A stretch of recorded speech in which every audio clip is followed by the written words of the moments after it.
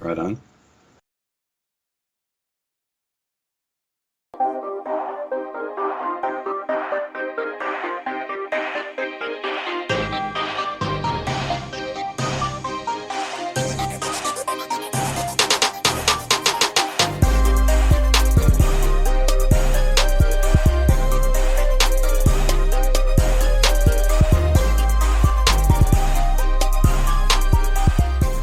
The base is dropped on a new edition of Soccer Down here. It's a Wednesday. It's May 27th. It's a Wall Pass Wednesday. We're taking your questions. Premier League, Scotland, Germany, NWSL. What else do we have in the queue today? Australia is really in for a dogfight on what their league's going to look like. India figuring their way back. First time we've talked about the Indian Football Federation. All kinds of stuff. And Didier Deschamps is the negative Nelly of the day. We'll talk about Didier Deschamps' thoughts on football resuming. And all kinds of stuff. Where do you want to start, John? Well, question is, do you want to go domestic and go international, or go international and come back and talk about the NWSL? Considering I asked you where you wanted to start, I was kind of expecting you to pick one. But, Let's go domestic because we are based here in America. I'll start with the NWSL. There we go. Good call. Good decision. Mm-hmm. So you got the 2020 NWSL Challenge Cup that was announced this morning. It's presented by P&G and Secret. Also, Verizon has announced a new multi-year partnership with the NWSL.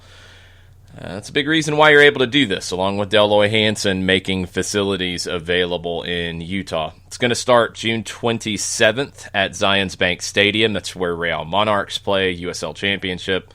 25-game tournament. No spectators. You can watch on CBS All Access, which was the plan from the beginning. I think there's no moving and shifting things here. The plan for NWSL out-of-market games was always to go to CBS All Access. The opening game of the tournament, the championship game of the tournament, will be live on Big CBS. That's pretty cool. CBS Sports Network will have re-airs of matches that are on CBS All Access. The medical task force of the NWSL, that's a team doctor from each of the league's 9 teams. They've worked over the last 9 weeks. They've worked with public health officials to develop the medical and testing protocols that are going to be used here. Each player, official, essential staff member will be tested 48 hours prior to heading to Utah.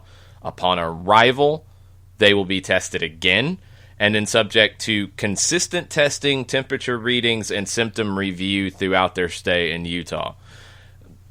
I wonder what the consistent testing is. We'll find out as we go. The full protocols have got the support from the NWSL Board of Directors and the NWSL Players Association.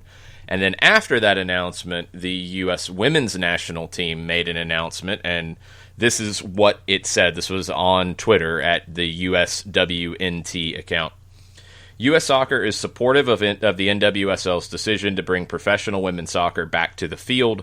Throughout the collaborative planning process, U.S. Soccer has worked closely with the NWSL and the USWNT Players Association to focus on the health and safety of the players, both regarding the COVID-19 and the physical aspects of the players returning to a preseason and tournament competition, and ensure that each player would have the option of participating in the event.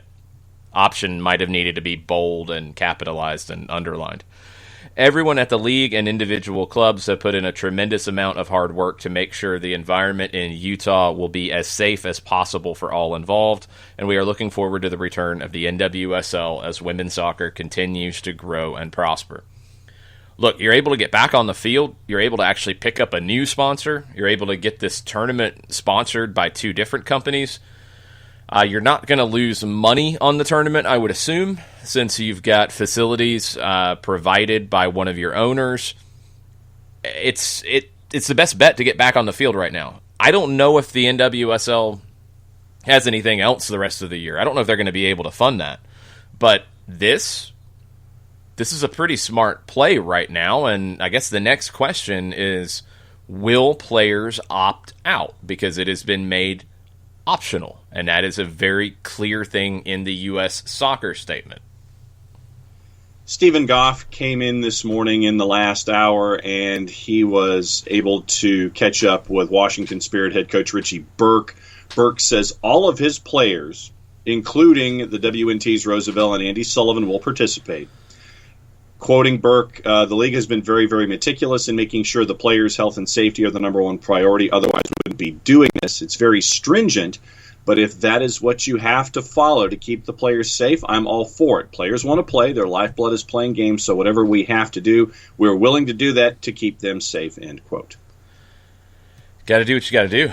And I feel like they've made the right moves to make this as safe as possible and to make it the best way forward for the NWSL. They will be the first they'll be the first team sport in the United States to come back. They'll be the first women's sport to come back in the United States. The Frauen-Bundesliga in Germany will come back first. They're coming back in a couple of days, actually, as the first women's professional league to come back. The Super League in England not coming back. La Liga not coming back in terms of the women's side. It'll be Germany and it'll be the United States having women's competition this summer. And we've talked about the financials, and that's a huge element of it. I feel like here in the United States, that's been a very under-discussed element of this, the realities of the financial implications to get games played. The NWSL finding a way to do it and having the ownership that's committed to do it, it should make you feel pretty good about the overall strength of the league going forward. No doubt, and the NWSLPA has come out with a statement, and in partnership with the league and the owners, here's what the PA has secured. Contract guarantees for all contracted NWSL players, including salary, housing, and benefits, insurance coverage for the entire 2020 calendar year, accommodations for players with children during the tournament, including plans for both the parent and children's health and safety, and for input on tournament procedures and structure to ensure players' safety and well-being. So big stuff all across the board. Yeah, it sounds like a very collaborative process. They've got it worked out. The insurance for the full year is a very good move here by the league and for the players to secure that. These are the types of things that I'll be curious to see if USL can figure out with their leagues, because when you're talking about the financials, and I think this is something that gets lost in the shuffle, the financials for Atlanta United to come back in terms of additional cost, in terms of testing cost, in terms of additional protocol cost, that's going to be the same, or it should be the same as... It should be the same as Greenville Triumph. It should be the same as Charleston Battery. It should be the same as North Carolina Courage, because there's no difference in the amount of protocol and testing that you need to do level to level. Problem is, Atlanta United makes more money than the others. So for Atlanta United, you can pay for those things. For the Atlanta Falcons, you can obviously pay for those things. For North Carolina Courage, for Greenville Triumph, for Charleston Battery, you're in a different tax bracket. I mean, let's just be real about it. So those costs also, while subtracting a bigger chunk the further down you go of gate money in terms of your overall revenue, it's harder and harder the smaller the club, the smaller the league, to find a reasonable way back. I'm really curious to see what USL does. And Chris Ashley submitted a great idea after our conversation on Friday, and he's with us on Twitch. And yes, this is a Defensa y Justicia shirt I am rocking today. You've got to find a different way to do it. I don't think the USL season is going to look like it was intended. I don't think it's going to look like you think it does on paper. I think, honestly, it should probably look as close to a NPSL, USL League 2 kind of season as possible. Very regional.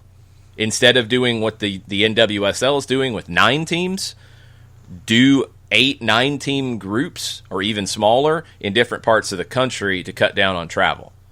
You've got to find a way to get this done, because you've got to find a way, if you're the player side and you're the teams, you've got to secure insurance for these guys that you're covering that for, if that's a case in some in USL teams. Visa situations, housing, which is a huge element. all of those things need to be secured for the rest of the year. You know, the financial implications of this for a USL team, for a small team, they're real. And I think they have to be understood. This idea that just there's no question you have to pay the players, you have to pay everything, you can't ask for a pay cut, you can't ask for anything. Look, it's not reality at this level. I've been in a front office at this level. It was a long time ago. I've run an NPSL team. I know what the financials look like. You tell me that we're taking away the biggest revenue chain that I have in terms of people buying tickets, and in anything else that goes along with it, concessions, game day sponsorships, selling shirts and gear at the stadium. You're taking all that away from me. You're adding on thousands and thousands of dollars of testing to keep people safe, because you have to do that. And I'm supposed to go out and do business as usual. You can't. You just can't. You know, I mean, my time in the second division was a long time ago when I was at that level. We're talking when I was in college working for the Atlanta Ruckus, and every little thing that could put a dent in revenue, it's catastrophic to you, because you don't have a huge reserve. You don't have a super rich owner who can eat a cost when it pops up. Every addition to your expenses and every hit on your revenue has to have a corresponding move. That's reality at this level. NWSL too, and I give them a ton of respect for finding a way to the field this year. USL has to do that. And I think the longer this goes, the more outcry you're going to get from supporters groups who are your biggest supporters and are getting frustrated with teams. The communication has to be better. You have to get it all the way across the board, but you also have to understand the reality here. There are teams who are running the huge risk of going out of business if they don't play this year. There are teams that are even more running that risk if they turn a huge red number this year, because there's no bank account to back that up. These are the realities. And the NWSL, to stare that in the face, find a way to work with not just a group of players, but two groups of players in the national team and your league players association, to find a way to get all your teams to one place, have an owner step up to support the league, and use that as a way to get a new sponsor. That's the part that's impressive here. You didn't just find a way to make the best of a bad situation. You turned the lemons into lemonade. Full credit to the NWSL. That's what other leagues should be looking at. USL should be looking at it. NISA should be looking at it. Every league should be looking at that has that ability, because they have been able to turn this around and make something out of it. It's very impressive, and I hope others are going to follow. A couple of things here from me. To build some perspective about your time in a front office, those either-or decisions that you got to make under normal circumstances, the difficulty involved in that for you and for everyone else who is making those decisions, how difficult is that to sit there and stare at two pieces of paper and have to make an either-or? Well, when I was doing it, there wasn't much of the either-or. It was, this is the reality. You have no money to work with. Figure out how to run a team.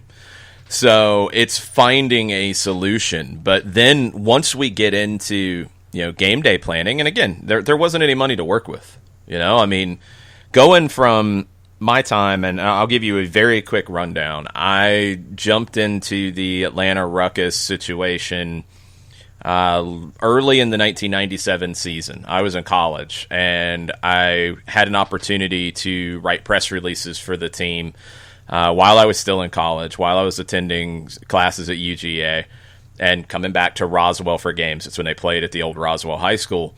That summer, the general manager who had brought me in said, "Hey, we have an opportunity, for you to come in and work in the office. It's not an official internship because we're not set up to do that, but it'll be a great experience. And if you're in Atlanta," and I was going to be in the Atlanta area, "let's do it." I'm like, of course, I get a chance to do more and learn more. I'm all in.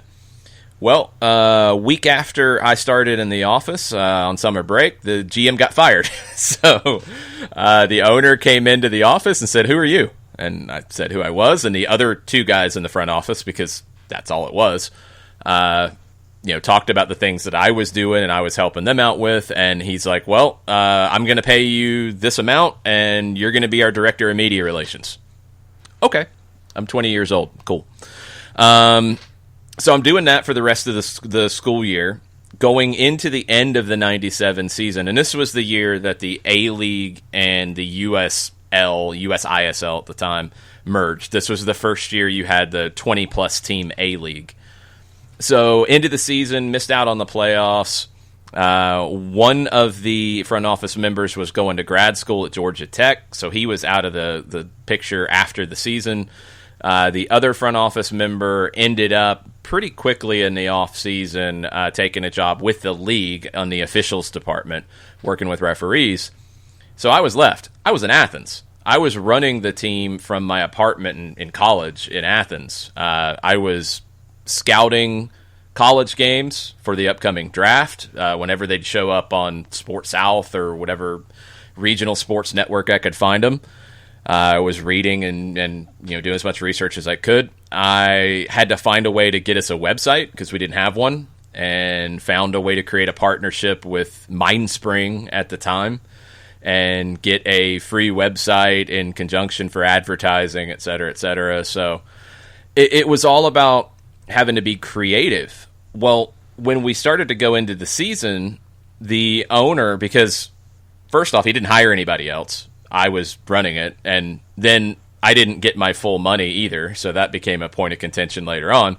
But I was running the team for extremely part-time, and we start planning for the season, and I'm like, okay, here's what our game day staffing should look like, here's what our game day activities should look like. And it's like, no, we're not doing that because I'm not spending any money. You're in charge, and you have to figure it out. So I'm running professional games at Adams Stadium with myself, with luckily our former ticket officer who was a grad student at Georgia Tech coming back and running the press box and doing PA. I had two high school kids who helped me with each team and coordination and everything, and I was dealing with the referees and everything else, the official stuff, stats, all that. And every time we needed to do something else that was going to cost more, it was, no, there's no money. No, I'm not giving you more money. There's no money to give you. Then when checks start bouncing, it's a whole other problem, and that's when you say you're going to leave. But when you're dealing with teams like that, and look, I hope because of all the standards that USL has, and that was, again, 1997, 1998, I hope that because of these additional standards, you don't have those situations. You don't have teams that are that fly-by-night. Are there some that are that cost-conscious? Absolutely. Absolutely. And right now, you've got teams who expected to have a certain amount of revenue on May 27th that don't. And you've got teams that don't have a reserve to find that money that they don't have, that they expected to have. These are issues. Right now, the league has not cut pay for any USL players. I think maybe that's a little bit of a misconception that they have. They have not. I have not seen any player, any team talk about players not being paid, paychecks not happening, cuts happening. Haven't seen that. They have talked with the Players Association about a pay cut, and that has not been decided upon yet. I think the two things that got to go in hand here for USL is you've got to figure out that situation. These players don't make a ton of money to begin with, so there's not much you can cut. Are you going to have to try to find a way to save some money this year? That's obvious, yes. If there's other ways to do it, you're going to want to go other ways. But if you're going to have to find a way to do this, you're going to have to try to make it good for players as much as possible. If you're able to trade things off and take deferrals and keep housing but take a little bit less up front, things like that, I don't know. You've got to find it. But being on that side of it, I know how hard finding it can be when you don't have anything to work with in the first place. We'll see. But that has to go hand in hand with whatever the competition looks like. And I do not see a reasonable way for USL to play a nationwide, even split nationwide schedule this year. And I don't see any reason why you don't combine USL Championship, USL League One, cut down on travel, regionalize everything, and pull back from your old history. Bring it back and do it as a throwback, whatever Sizzling Six or whatever you want to do. The USISL used to function this way. You had regional leagues, just like the NPSL does now, regional leagues that were all under one umbrella, essentially. Each region decided what their format looked like. If they had a certain number of teams, they'd do it home and away. You'd play 10, you'd play 12, you'd play 14 games, whatever. The winner of your region, and each region figured out how they decided it, goes to the national championship. Whatever you do, however many regions you have to have, each region goes, you have a tournament like the NWSL is having nationally, you go and find sponsorship for it, you do those things to make some kind of a season happen, and then you get to figure out what that financial compensation looks like for players. You've got to get this sorted out, because the longer it goes, as we're seeing all over social media, it's consternation, it's anger, it's accusations, it's finger pointing. None of that puts money in the bank. None of that gets players out on the field any sooner. None of that fixes anything.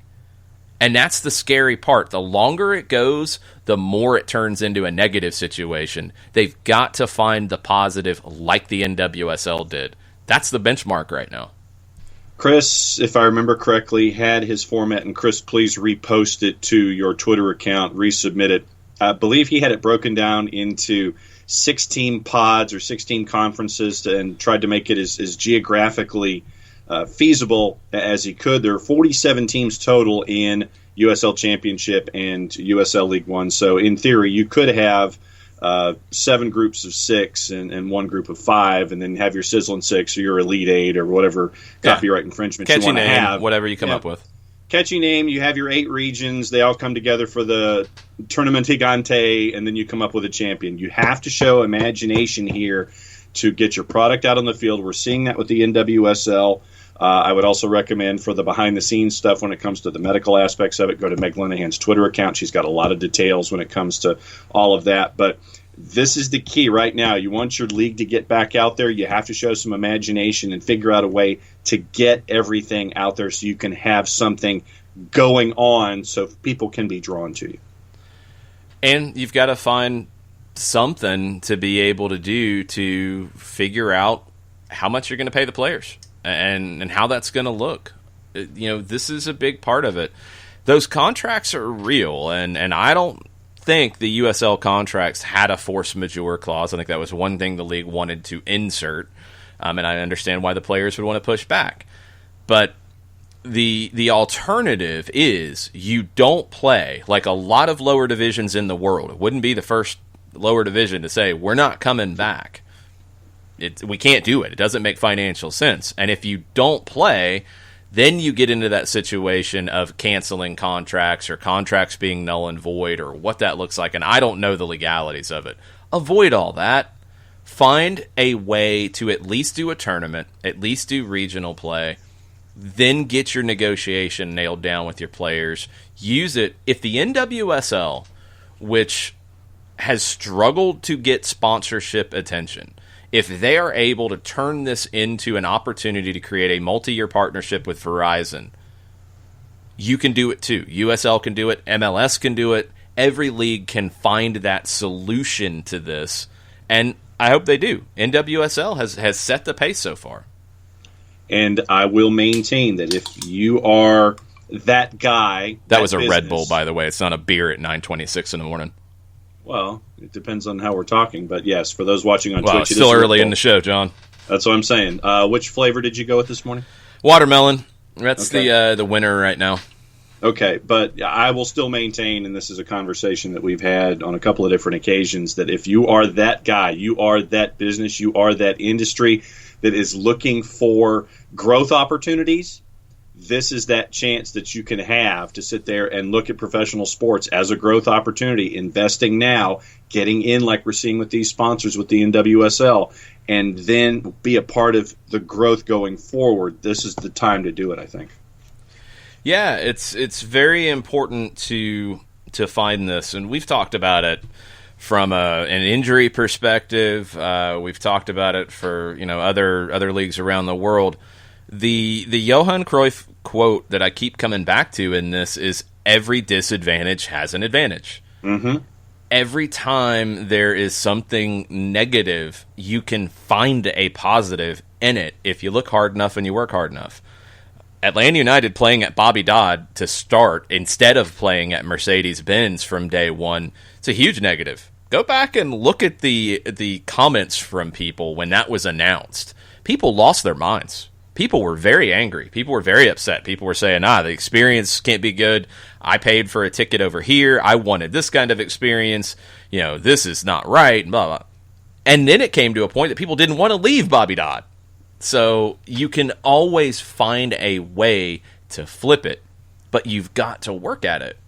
And I want USL to do this because the longer it's silent and the longer there's no progress, the more frustrated fans get and the more comments that you get in social media and the more negativity that you create. Instead of supporters and fans trying to find ways to help the players of the team that they support, it's attacking clubs and attacking the league right now, and that doesn't do anything. That doesn't help anything. The league has to take the leadership here and create the solution to this so that stops.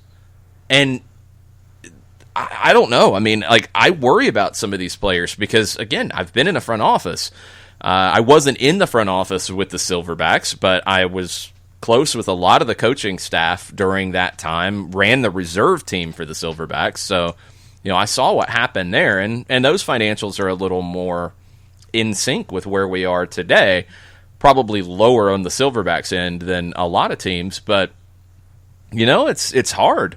I mean, we had a player with the Silverbacks who Eric Winalda loved him from day one. He had been with the reserves. They signed him to a pro deal when Winalda came in. And Winalda had to find a way for this player to be able to get to practice on a regular basis because he didn't have a car. He was in an apartment far away. He was relying on rides and taxis and whatever to get to practice. Winalda, to help this guy become a professional player, had to find a way to get him an apartment closer, to find a way to get him a cheap car or a consistent ride. I don't remember how they solved it. But that's the level of problem solving we're talking about at this level. Hopefully, there aren't many players in that situation in the league, but it's not a league that's making a ton of money. I mean, let's be real. It's not making a ton of money. Owners are not getting rich off of this. Minor League Baseball is the same thing. The G League's the same thing. Players are not getting a ton of money. It is an opportunity. It's a chance to break through. It's a chance to earn your stripes as a professional. And, yeah, it's an entry-level kind of job. It is. And that means you're finding roommates. You're finding ways to sacrifice. The league knows that. The teams know that. And in this situation, they do have to be cognizant of that. But I think everybody has to be cognizant of the fact that the league can't function in a normal way right now. It's impossible. They're going to have to find a solution, and they're going to have to find a way to do something in 2020. Find a way to fulfill contracts as much as possible, and find a way forward. And you've got to find a way to do that. The NWSL has. If they can, the USL can. This is everybody's Project Lemonade, and that's the term that you can sit here and figure it out. All right, you got lemons, make lemonade. This is the chance to do that, and it's a test for everybody. But I think that if you can sit there and just apply what you know and have common sense about it, then you really could have one hell of a tasty pitcher of lemonade by the time you're done. Yeah. And that's the key here. This NWSL tournament's really cool. I'm intrigued. I'm excited by it. I want to see what it looks like. To see a short-run competition that's going to have a champion at the end of it. I'm excited to see what it looks like. It's a huge opportunity for the NWSL to be the first team sport in the United States to come back. And they're going to put that feather in their hat, and they're going to wear it proudly because they should, because they found a way to do it where nobody else has. The NHL has made an announcement about their plan, and we'll talk about that with Mike Conti at 10 o'clock. We'll dig a little bit deeper into the wide-ranging sports world and what that can mean for MLS.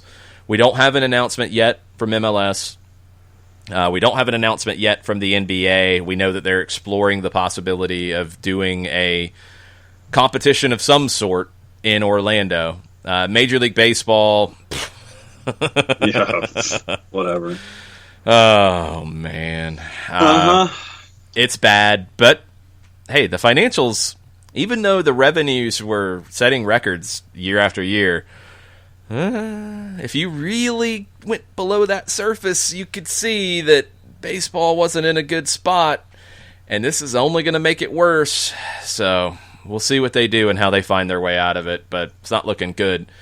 We'll talk about all that with Mike at 10 o'clock. We've got news out of the Premier League, and they have agreed upon a plan to move forward, eh?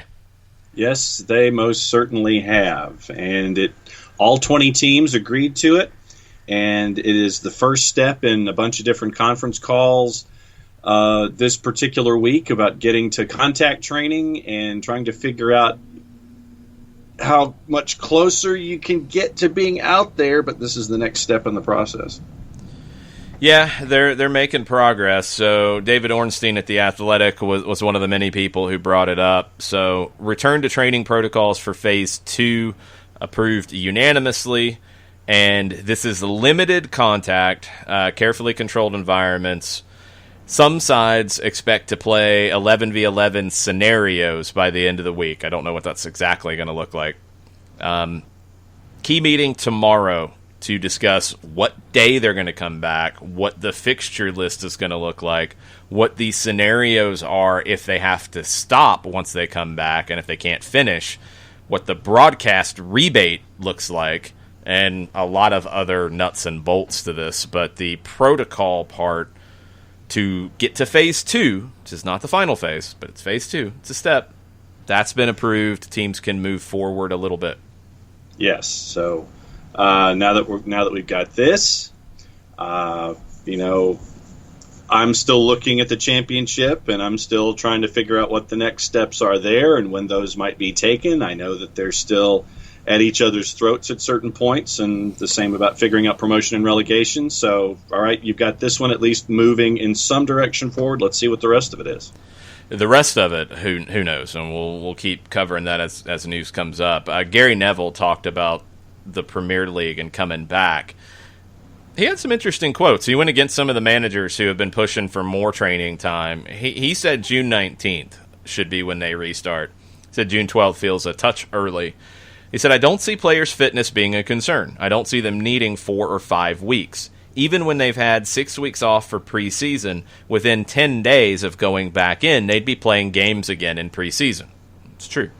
They wouldn't be 100% fit, but these are uncharted times. I wouldn't expect the players to be absolutely perfect. I feel 2 to 3 weeks is about right to get them back playing again. Again, I don't remember what the overall training time for Germany was coming back, but full team training was a week and a half. Yeah. And everybody is pushing for more than that here. MLS was 2. I think the Premier League was at least 3. We'll see.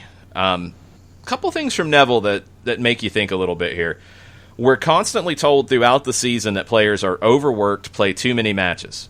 What we can't have is a situation where the players have had an 8-week break to then say they need 6 weeks of training to get back to fitness. That doesn't feel right. It's a good point.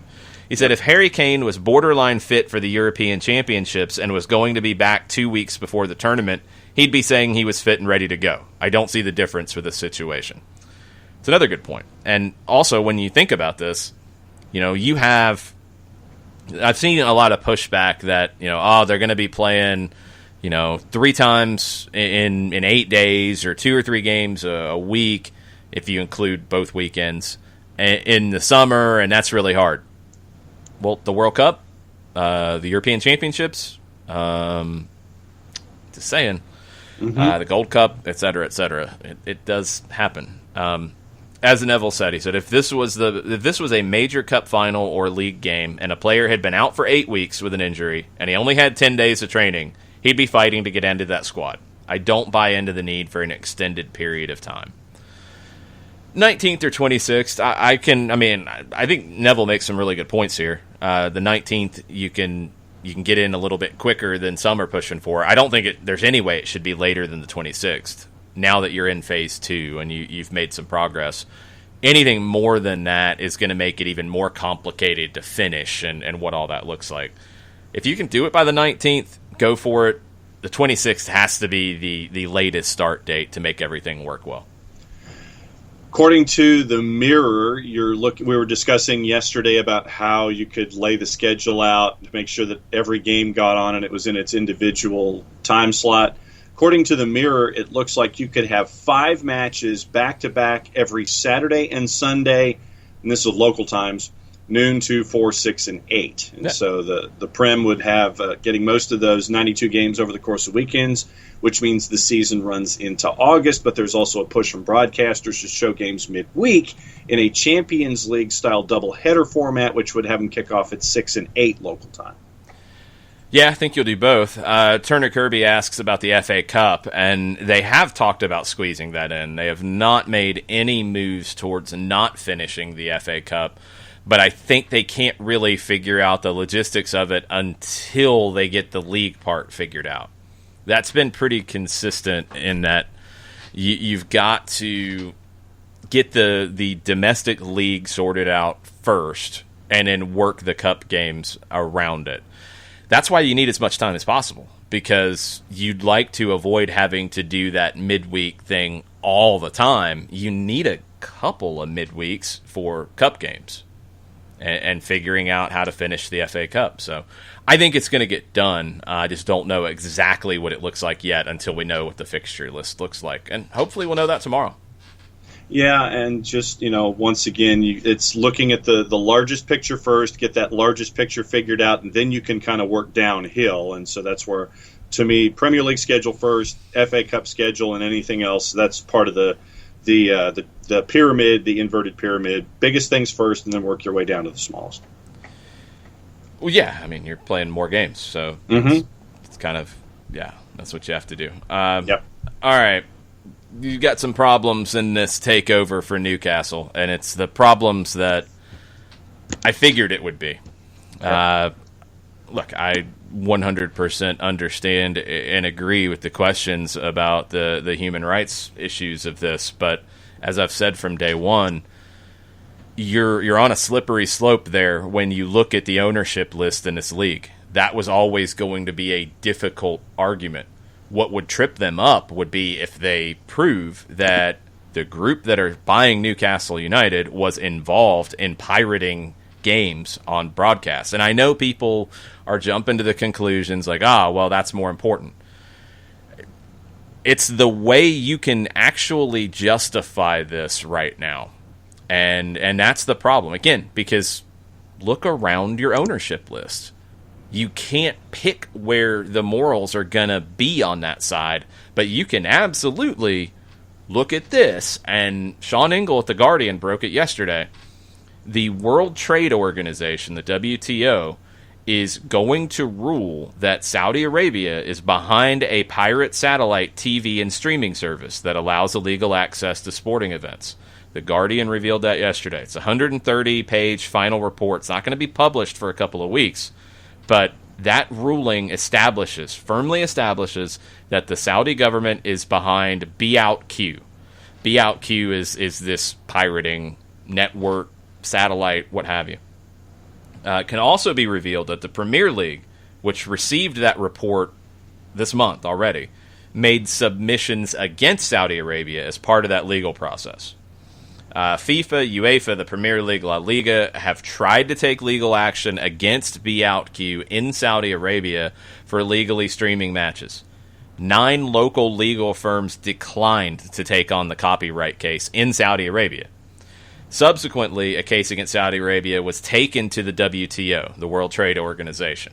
That's the highest judicial body that could rule on it, and now they've ruled on it. And again, that report's going to be public in a couple of weeks, but the Premier League has it. And now it is part of the decision-making process on approving this sale. I don't think it happens. I don't think there's any way it can. No. There's what it's referred to as an owners and directors test. The test can be failed if a crime is committed overseas that would also be one in the UK, and this is from the Guardian piece also. It is also made clear to prospective owners that false, misleading, or inaccurate information cannot be submitted to the Premier League. And the WTO report establishes a clear legal link between OutQ and the Saudi state. Of course, the link is denied by the country as well as Newcastle's prospective Saudi majority owners. I don't see any way this happens. I think there's too much here for this deal to go down now. And yeah, it gives owners who might have had personal qualms and qualms when it came to the morality of things here and the issues brought forward by Amnesty International, for example, and others.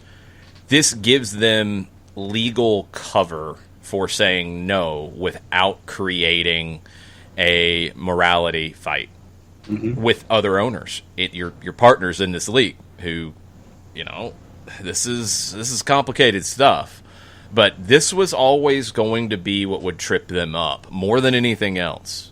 And I know that rubs people the wrong way, but if they were able to prove, and the World Trade Organization is making that ruling that, yes, they're behind it, there's no way you can bring them into the league. They're pirating league property, and they're either doing it or turning their eye to it.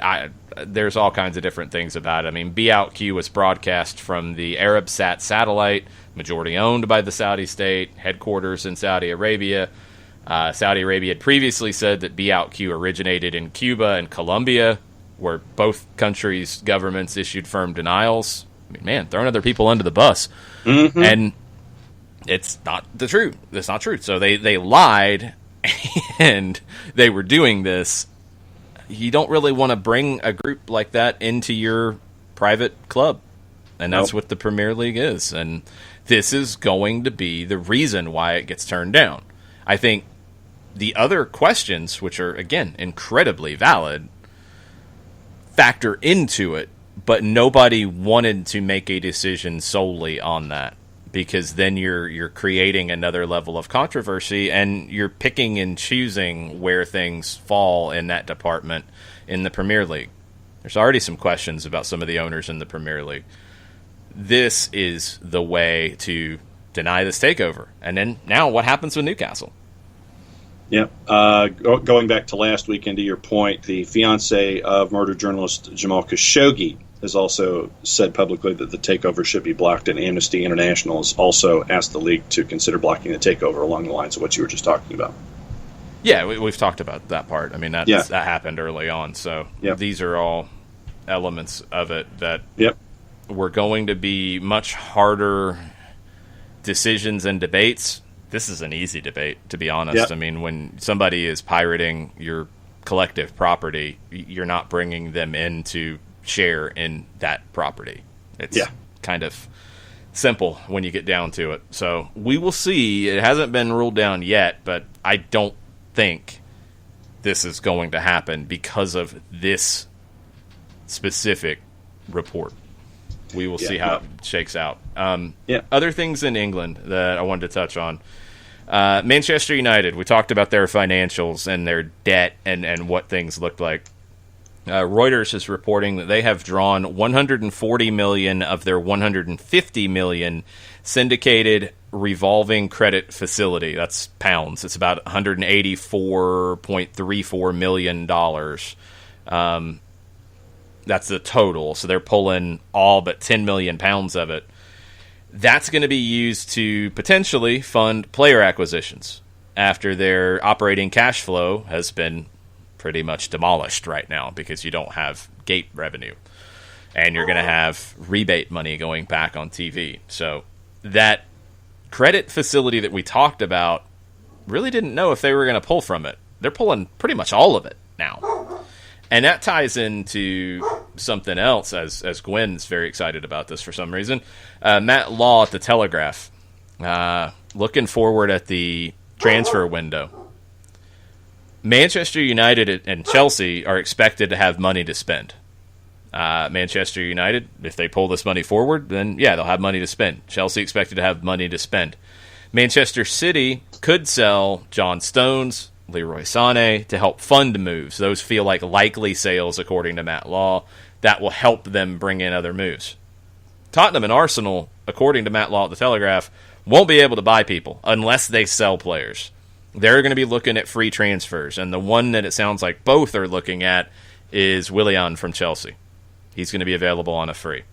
So the transfer window, whenever that happens, is going to be really weird in England and everywhere. But I'm curious to see what UEFA does and FIFA does on the timing, because Germany could be done for a while.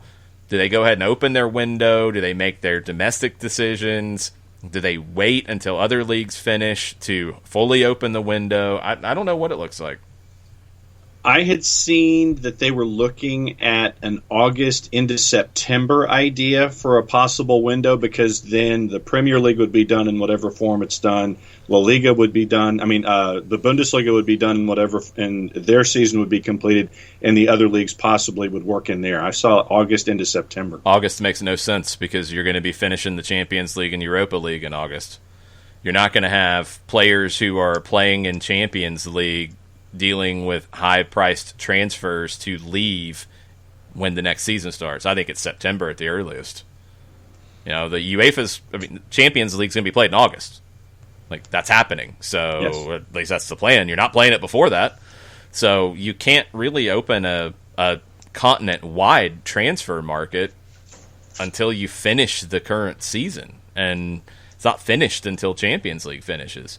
Does it mean that you have the window open for longer? Does it mean that you have it open while leagues and European qualifiers in terms of the early rounds of the Champions League and Europa League get started? Probably. You're going to have to figure something out, but I don't see any way it opens until September. And then how long is it open? And how do you handle it? Is it just open for half the season this time? Is it open for a month, then it opens back up in the middle of the season? Who knows?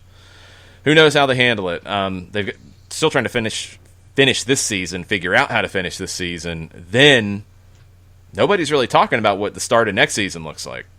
You've got a few leagues, smaller leagues typically, that are saying they're just going to wait because they don't want to play more games behind closed doors than they have to. They're going to wait until January. Some lower divisions are talking that way. Others need the TV money, have the TV contract, so they're going to play. The next season, we've got so much to worry about with this one. The next season is going to be incredibly complicated too, and it starts with stuff like this, the transfer window. When did you want to get into Scotland today?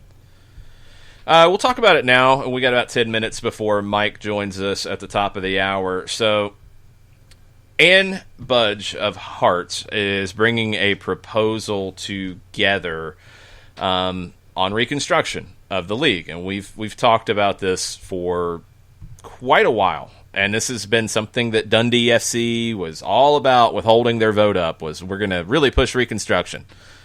Funny, I haven't heard anything from Dundee FC in a long time. That's really weird. Funny how that happens. Scotland today. Try to find Dundee FC. That's what I'd like to find out in Scotland today. They've got really quiet after their grabbing all the headlines there for a few days. Really wanted to hold up that vote to make sure reconstruction happens. Yeah, okay. Anyway, Ann Budge of Hearts is bringing forward a proposal. It's been sent to all the teams. There were two different variants of it. One would include promoting two teams from the National League outside of the 4th Division. Others would just be taking 4 divisions into 3. Scottish Championship clubs, second tier, are set to reject the proposal, according to Stephen McGowan at the Daily Mail. The proposal, let's be upfront about it, would keep Hearts from getting relegated. That is part of it, for sure. But there's a whole lot more to it. And this is the problem that we've seen in Scotland, and it's the problem I think we're going to see in League One in England and possibly in the Championship. Club rivalries, personal issues are going to derail what's good for the game. Yes, this proposal would help Hearts, but it's actually pretty well thought out all the way around. It would be good for the game, in my opinion. There's no point in having 4 divisions. That's goofy at this point. Do 3. Okay? You still have issues with that. But this was seen as a temporary idea to prevent teams from being relegated, something that we've talked about for a long time, to prevent more financial harm to teams in the short term. It could be readdressed, things could be reconstructed in 2 years. That would give you time to sort through all this. A second-tier source told Sports Mail, Stephen McGowan at the Daily Mail, clubs in our league will not vote for this. Right now, we know that one club will definitely go down in any given year, with another going into a relegation playoff. In 2 years' time, this plan could potentially mean 6 clubs being relegated. Potentially being the key word there. Why would clubs who could be affected vote for that? It's fantasy. This is a mountainous problem. Add in the fact that if Hearts and Inverness go up, we will need to find another 6 clubs for the championship next season at a time when there is real doubt about Leagues 1 and 2 teams playing at all, and the plan lacks credibility. All of that should be a reason for actually trying to figure out reconstruction as opposed to just saying, no. Dave Cormack, Aberdeen's chairman, has said that he is supportive in principle of the plan, and he says that for the survival of Scottish football, I hope every club feels they can get behind this approach. You want to know why Hearts is trying to get something done beyond just trying to stay up in the Premiership?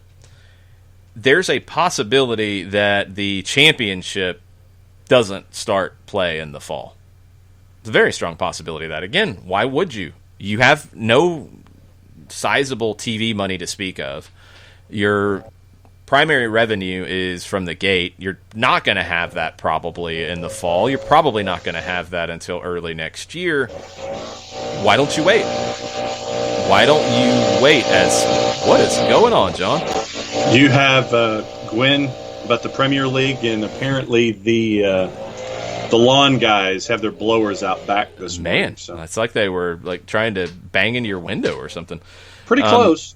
Hearts is looking at this like, well, wait a minute. We were in the Premiership. We got relegated. We stunk. But now we're not just getting relegated. We're potentially not playing for 6 months. That's a problem. Dunfermline and Wraith Rovers believe that a prolonged period of games behind closed doors with a weekly cost of $4,500 for testing players, or £4,500, sorry, it's about $6,000. Which is about the going rate that we've kind of seen consistently across all this. They say that playing behind closed doors, adding that fee on top of it, it's unviable. That means Hearts could have no games, no gate income, nothing for 6 months. Yes, that's part of why they put forward this plan. You need to consider some kind of a reconstruction plan, Scotland. And if you don't like Hearts, get over it. Come forward with a better plan. Stop saying just, no, we're not going to do things because we're not going to do things. The game's a mess. It's been a mess. Now it's just highlighted that it's a mess. It's like the offside rule. You know, everybody was all about even's on. Everybody's fighting about the offside rule. Every game before you had VAR, everybody's yelling about 3 offside decisions in the game every single time. It's what we've done for years and years and years. So then you get something that puts a spotlight on it and shows you, well, yeah, he's offside. It's by half a foot, but he's offside. That's the letter of the law. Rabble. We don't like that either. Well, then, okay. But you've shined a spotlight on it. The spotlight right now is on the dysfunction, the bad financial situations of Scottish football. Period. You need to do something because, look, you don't want to reconstruct it? Here's the scary thing. You don't do that. You play in 4 divisions. You could have the championship with 5 teams that are able to play next year. You could have League One with 3 out of 10 that are able to play next year. You're going to have teams that can't play, period. They're just not going to be able to do it. If you add more teams Okay, if you have a 14-team championship and 4 teams have to take a leave of absence, and I don't know what the procedure is in the bylaw for that, but do not be surprised if that happens. Well, you can still make a schedule work. You're probably going to have to do some kind of combination thing anyway. So why don't you just create a structure that makes a little more sense? Stop yelling at each other and actually create a plan that moves you forward. Because the game is, you're talking survival, as Dave Cormack says. You've got to find a way forward and stop fighting. No doubt. In the submission, it's quoted, many of our championship clubs are going to have to work hard to survive. Few, if any, could afford to get involved in behind closed-door matches. Few, if any, have the facilities to enable social distancing measures to be complied with, even for training. There are already discussions underway around postponing the start of next season for these teams until such time as supporters are allowed back into our stadiums. A whole different set of solutions are going to be required for these clubs. Mm-hmm. Yep. Mm-hmm. I mean, that's the reality. Is it's going to be ugly. Again, take the Scottish Championship, take those numbers we're talking about, put them over here in minor league baseball, put them over here in minor league hockey, put them over here in USL Championship, USL League One. When you've got teams saying, I can't play behind closed doors and add on a $6,000 a week charge for testing, I can't do it. I don't have the money to add on $24,000 a month to my already thin margins. And as part of it, subtract almost all of the revenue I would expect to be having in. That's reality. That's what is happening in the real world right now. Is that world the same as it is for the Premiership? Nah, it's not. In Scotland, even the Premiership is in a different situation because you do have TV money to deal with. In England, top flight, you got a ton of TV money. You can do it as a TV property. You can play behind closed doors. You can lose some money, but you can make it work. NFL, Major League Baseball. What was the number that the Dodgers and the Yankees were looking at losing? Like $200 million? Yeah, 230, yeah. In revenue. Now, I'm assuming that is from their revenue line. Does that mean they're going to go bankrupt? No. Does it mean that they're going to even post a loss for the year? Depends on their payrolls and depends on how things get worked out. But it's very, very possible. Does that mean that the Oakland A's or the Tampa Bay Rays or put your other smaller team here, does that mean that they're going to lose money for the year? Yeah, it's very possible. And that's Major League Baseball. You get below that level, forget it. Forget it. You're dealing with really dire financial situations. The more we stick our head in the sand and hide from it, the more the problems don't get solved. And then the bigger the problems are when we actually get through this and have to figure out, those 12 teams in the championship in Scotland, 5 of them are no longer with us. They're not here anymore. They were here for 100 years. They're not here anymore because we were bullheaded. That's the reality that we're looking at. So people have got to find ways to work together. Now is not the time to be arguing over petty rivalries and nonsense. So we'll see what they do. We'll see how they handle it. I was going to use an adjective in front of bullheaded. That's probably not suitable for most audiences, but let's just go with bullheaded for this one. Yeah, that was the one that I thought was the most fair way to put it. So we'll stick with that. While I get Mike Conti on the line, why don't you tell us about our good friend, Steve Apolinsky?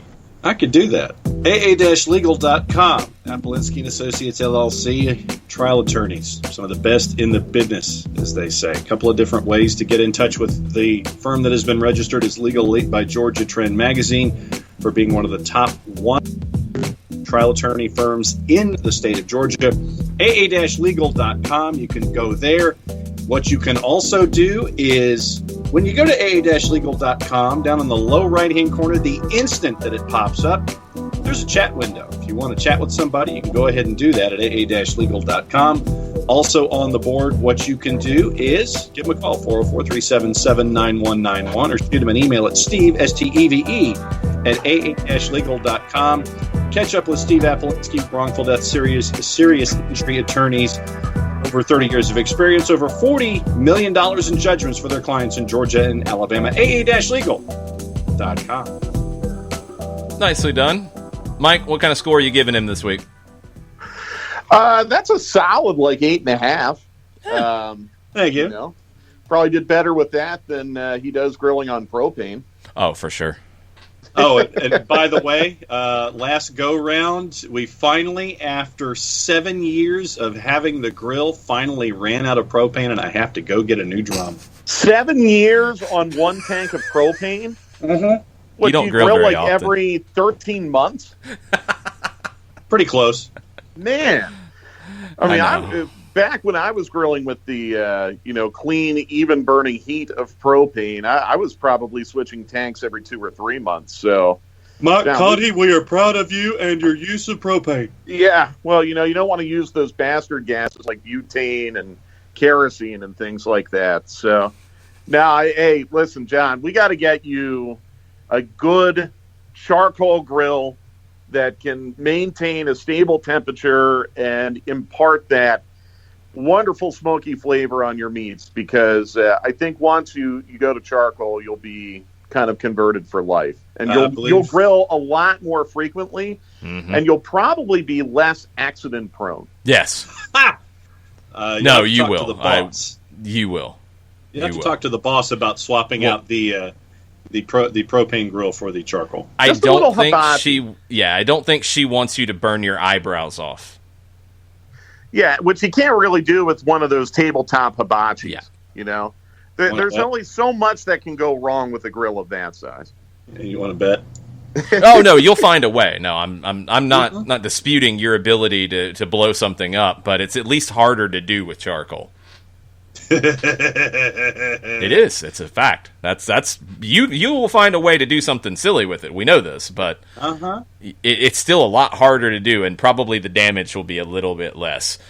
All right, Mike, we got to talk about big sports stuff happening, because I think it all does relate to soccer, and at times we get into our soccer bubble and we're trying to solve the soccer problems, but the NHL now has a plan moving forward. Major League Baseball is trying to light itself on fire, like John at the Grill. We're hearing college football plans. I mean, what's your vibe about just sports in the United States and coming back the rest of the year? I think what we have seen, the Bundesliga is now in its third week. There had been no reports of any major issues. NASCAR for 10 days tonight. They've been up and running for a little more than 2 weeks now. We have not heard any reports of anything going wrong there. We've had 2 major golf events with announcers on sites and big camera crews and everything like that. We've had reports of nothing really, wrong going there. UFC has held a number of cards now. There was an incident before the first card with one of the fighters testing positive. Since then, no reports of anything really gone wrong. We have the reports in England of 1,700 or so people tested, with 8 positives out of 1,700. So it seems like nothing has really gone wrong there. And I think what we can conclude, guys, in this relatively short span of time, but it's still, a couple of weeks, is that the protocols that have been put in place by these sanctioning bodies, these organizations, these leagues that have restarted, appear to be working and appear to be paving the way for a safe resumption of team sports. And I think with that in mind, you see the National Hockey League yesterday setting a date. You see the NWSL today setting a date, 1 month from today, as a matter of fact. I know we joke sometimes about some of these other things, but World Team Tennis. That's the only tennis going on in the world right now. They're going to go to the Greenbrier for a couple weeks and play them, that reportedly even have fans. They've set a date. Supercross, IndyCar coming back. Supercross this week, IndyCar next week. NBA, I have heard from several sources that they will be back by mid-July. We know the negotiations that are going on with baseball right now, and it sounds like player safety is one of the issues still kind of being worked out. But I think what we can conclude, guys, is as of right now, sports has been able to resume without a major problem. It appears to be working. It appears to be safe under the protocols that are being used in other parts of the world right now. Let's go.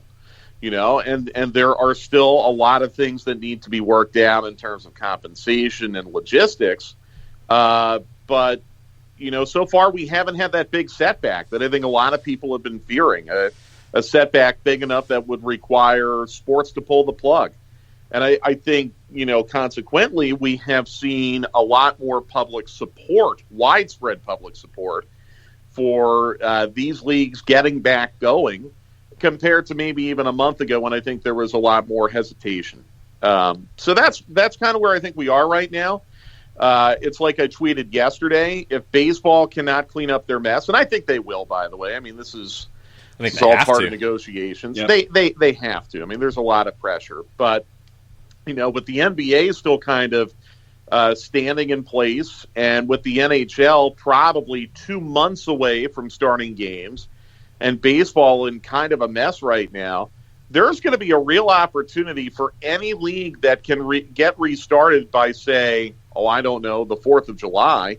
There's going to be a real opportunity for that league to have a pretty decent-sized captive audience for a couple weeks before baseball and basketball and hockey get restarted. Cough, cough, MLS. If they can stick to the reported timeline of a start to play on or around July 4th to 8th, I think it's an enormous opportunity, and I know a lot of obstacles still remain, but I think we have seen with the ratings for, the Phil Mickelson Tiger Woods golf event over the weekend, the ratings that Fox is getting with zero donut production and zero promotion over Bundesliga, that there is a real desire and need for live televised sports in this country, and something needs to fill the void. And, the National Hockey League was reportedly looking at July 6th for a start to play. They could be weeks behind that schedule right now. So, again, real opportunities existing here. Is Major League Soccer or any other major North American professional sports organization going to be able to safely get started in that window where they can be first? And it might end up being the NWSL. And it looks like they sold a pretty robust sponsorship package, and CBS is going to show a couple matches of this tournament on linear TV. That's great. That's a great sign. But I also think it was key that NWSL is making it apparently an optional event for its players. Yeah, it is. Maybe as a compromise to some of the issues that come with player safety and sequestration for, I guess, like a month and a half. It doesn't sound like they would be sequestered as long as MLS is talking about. I did think it was interesting, by the way. Donald Fair, the head of the Players Union, the NHLPA, said in an interview with ESPN last night that their players would not be away from their families for a long period of time. He said it would not be months. So I just think that's interesting. That's one of the major issues that MLS players are pushing back on, understandably. Here's NHL going to hub cities. That's not possible with the format that's on the record. If you get through that 5-12 round and then you're playing another 7 games, you're right. I don't see how that's possible if you get all the way to the Stanley Cup Finals. So the NHL, according to Don Fair, families will be allowed to stay with their playing. Well, no, hold on. Families will be allowed to stay with the playing member of their family through training camp. Okay. The NHL believes that they can finish the first 2 rounds of the playoffs in a month. By first 2 rounds, are they best of 7 or best of 5? Best of 5. Well, the first round is a best of 5. This new first round, the play-in round's best of 5. The play-in round is a best of 5, and then they're still negotiating on what would usually be the first round, if that'll be a best of 5 or best of 7. A lot of people don't know That used to be a best of 5 in the National Hockey League through the mid-1980s. In fact, at one point it was a best of 3.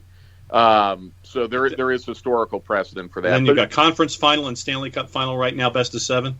Yes, yeah, and again, I mean, those are events that can be completed in a pretty short time. But the impression I got from that Don Fair interview is that players aren't going to be pulled away from their families during training camps, and they likely won't be away from their families for more than a month. How they're going to work that, I don't know. And there's still return to play issues that are being negotiated between the players and the league right now. But remember, in the NBA, everything we've heard about what the NBA is doing is that players would be allowed to leave the bubble when they're in Orlando. Ostensibly, they would have their families in extended stay hotels or short-term housing down in Orlando, and they would be able to leave the bubble. So, again, these are kind of important benchmarks that other leagues are operating under that I am sure players in Major League Soccer are looking at very closely and pointing to, saying, hey, if these guys can do it, why not us? But I also would imagine after everything that came out over the weekend that we are going to have a major blackout of information on what's being negotiating and determined now until there's an actual announcement. And I would not be shocked if there was an announcement by the end of this week. You're coming up on this June 1st training moratorium deadline. I would imagine that something is going to have to be announced between now and Monday, because you're going to have to address the training moratorium. And as part of that, you might be addressing this return to play proposal. Well, and Mike, at the same time, you look at the NWSL and what they were able to do. The league had the women's national team on one side, you had the NWSLPA on the other side, and all three parties came together in this Project Universal Lemonade to make this happen. And I think that the NWSL really should get a lot of credit with a new commissioner to get themselves to be first in line to get something done. No doubt. Now, NWSL, I think, is in a different place than Major League Soccer. And NWSL might have more of an urgent need to get something going pretty quickly as opposed to MLS, which might have the benefit of, a little more time, a little more flexibility and leeway, because MLS I don't think there's any doubt, MLS, in terms of stability, is in a much different spot right now than the NWSL. But I think, again, there are elements of what the NWSL is doing that I think you could apply to Major League Soccer. And what stands out to me the most is that this is an optional event for players. And it sounds like, I don't know where I read this, and it might have been Meg Linehan's report. I can't remember where I read this, but I thought I saw somewhere that the players were surveyed, and it was pretty much a 50-50 split at the time of the survey as to whether or not the players wanted to go. Like 50% wanted to do it, 50% did not. I don't know if that reflects the current reality. I don't even know if I'm remembering that correctly. But maybe that's where we're headed with not just MLS, but any other sport that might be going into a bubble, that, it's going to come down to, is it going to be optional? And, the players that go will be paid, and the players that don't go, you're going to have to deal with. I don't know if that's where we're going with this. I think you're going to have to. I don't see a way you're going to be able to make this. I think it has to be optional. No, I agree. But again, I'll say it again, and what do I know? But the Bundesliga is making this work outside of a bubble format. NASCAR is making this work outside of bubbles. Major League Baseball is not going into bubbles. Why do we need to do it this way? It's something I still don't really understand. I would have understood it a couple weeks ago when teams were not allowed to train at their facilities. All but 3 are able to do so now, and it sounds like D.C. might be able to get something going in Loudoun County this week. Well, technically all but 4, because Philadelphia is not training at their facility. Well, yeah, but they have found a way that's 5 minutes down the road. And that's what D.C. would essentially be doing, too. Exactly. So right now it's D.C., which has options. San Jose, which has, I believe, talked about options of leaving the market to train. And Chicago, which I haven't heard anything. and I don't know. Haven't heard a word about it. Haven't heard anything from them either. Haven't heard a word I about haven't heard anything from them either. Yeah. But again, let's look at benchmarks real quick. Yeah. So we've got those three teams. You got to get training. Period. You can't do anything until you get those three trained in one way or another. You've got to create what the Premier League just passed right now, the protocol to Phase 2, which would involve some form of group/contact training. You've got to get that done. Those things have to be in place before you can figure anything else out, alongside the financial situation, which is another thing that has to be solved before you can step forward with anything else. You can't come up with your schedule, format, anything about the competition until you get everybody training, you have the protocols in place and approved to move forward to group and contact training, and the financial questions are answered. Those are all non-negotiable. Yeah, exactly. I would not be shocked, Jason, if they have the health and safety protocols pretty much ready to go. I'm with you. Yeah, I mean, that sounds like something that has been worked on for quite some time. And I think you've heard pretty much uniformly from everyone who's gone back to individual training in all MLS markets that the players have been satisfied with how safe those procedures have been. If anything has been said to the contrary as it pertains to individual training in any of these markets, I'm not aware of it. That doesn't mean it's not the case. I'm just not aware of it. So my guess is you probably, behind the scenes, kept quietly, I'm sure there are documents that are ready to be emailed out with all the protocols dealing with health and safety.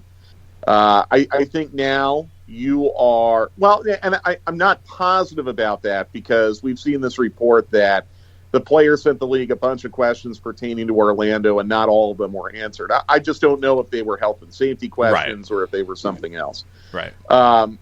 Compensation, again, I think it sounds like Major League Soccer, based on the report ESPN had Friday night, sounds like Major League Soccer, the players and the league are not that far off on figuring that part of it out. That there have been proposals and counter proposals, and that both sides, according to that report, felt like they were in kind of a workable spot.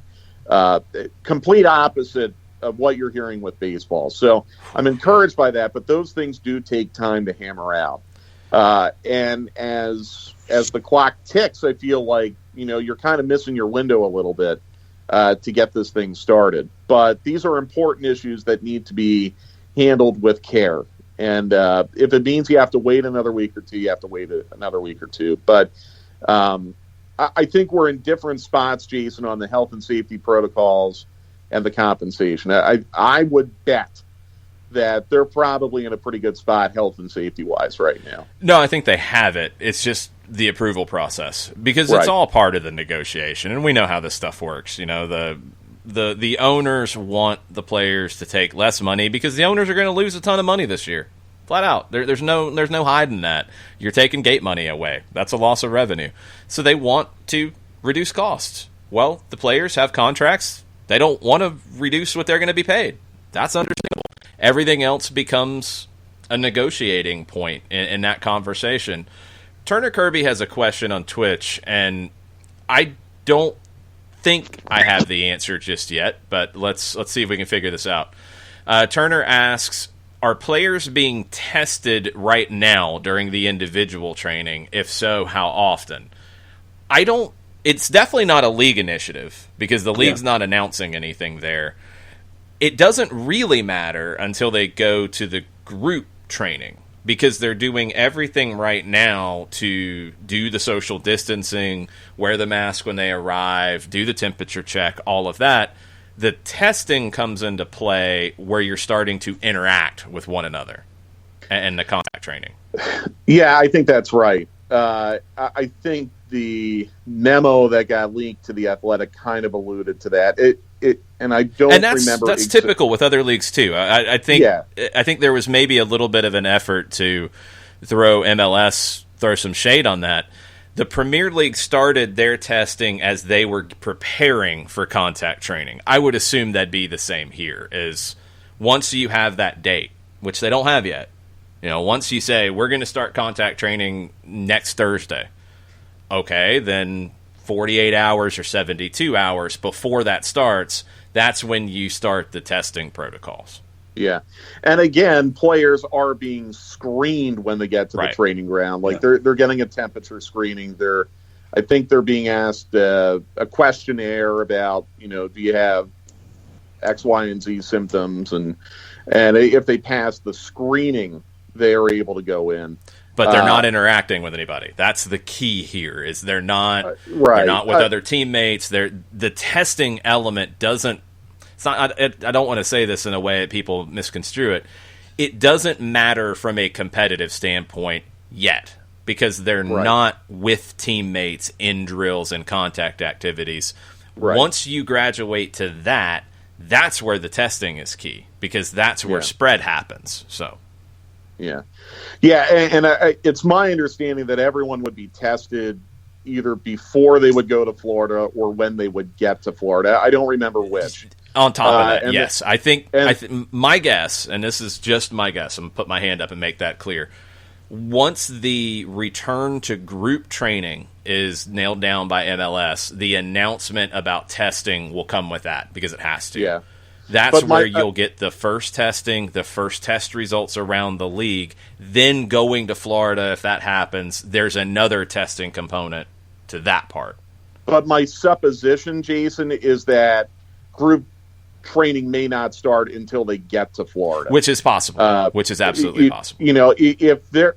I can't see how they would possibly be in position to start everything down in Florida on Monday. I know June 1st had been the report. I don't know how that could possibly happen now. But if that were the plan, you're not going to start small group training for 3 days at training grounds and shut it down and move everyone to Florida. My guess is you can't. You've got to do the testing ramp up. You can't do it.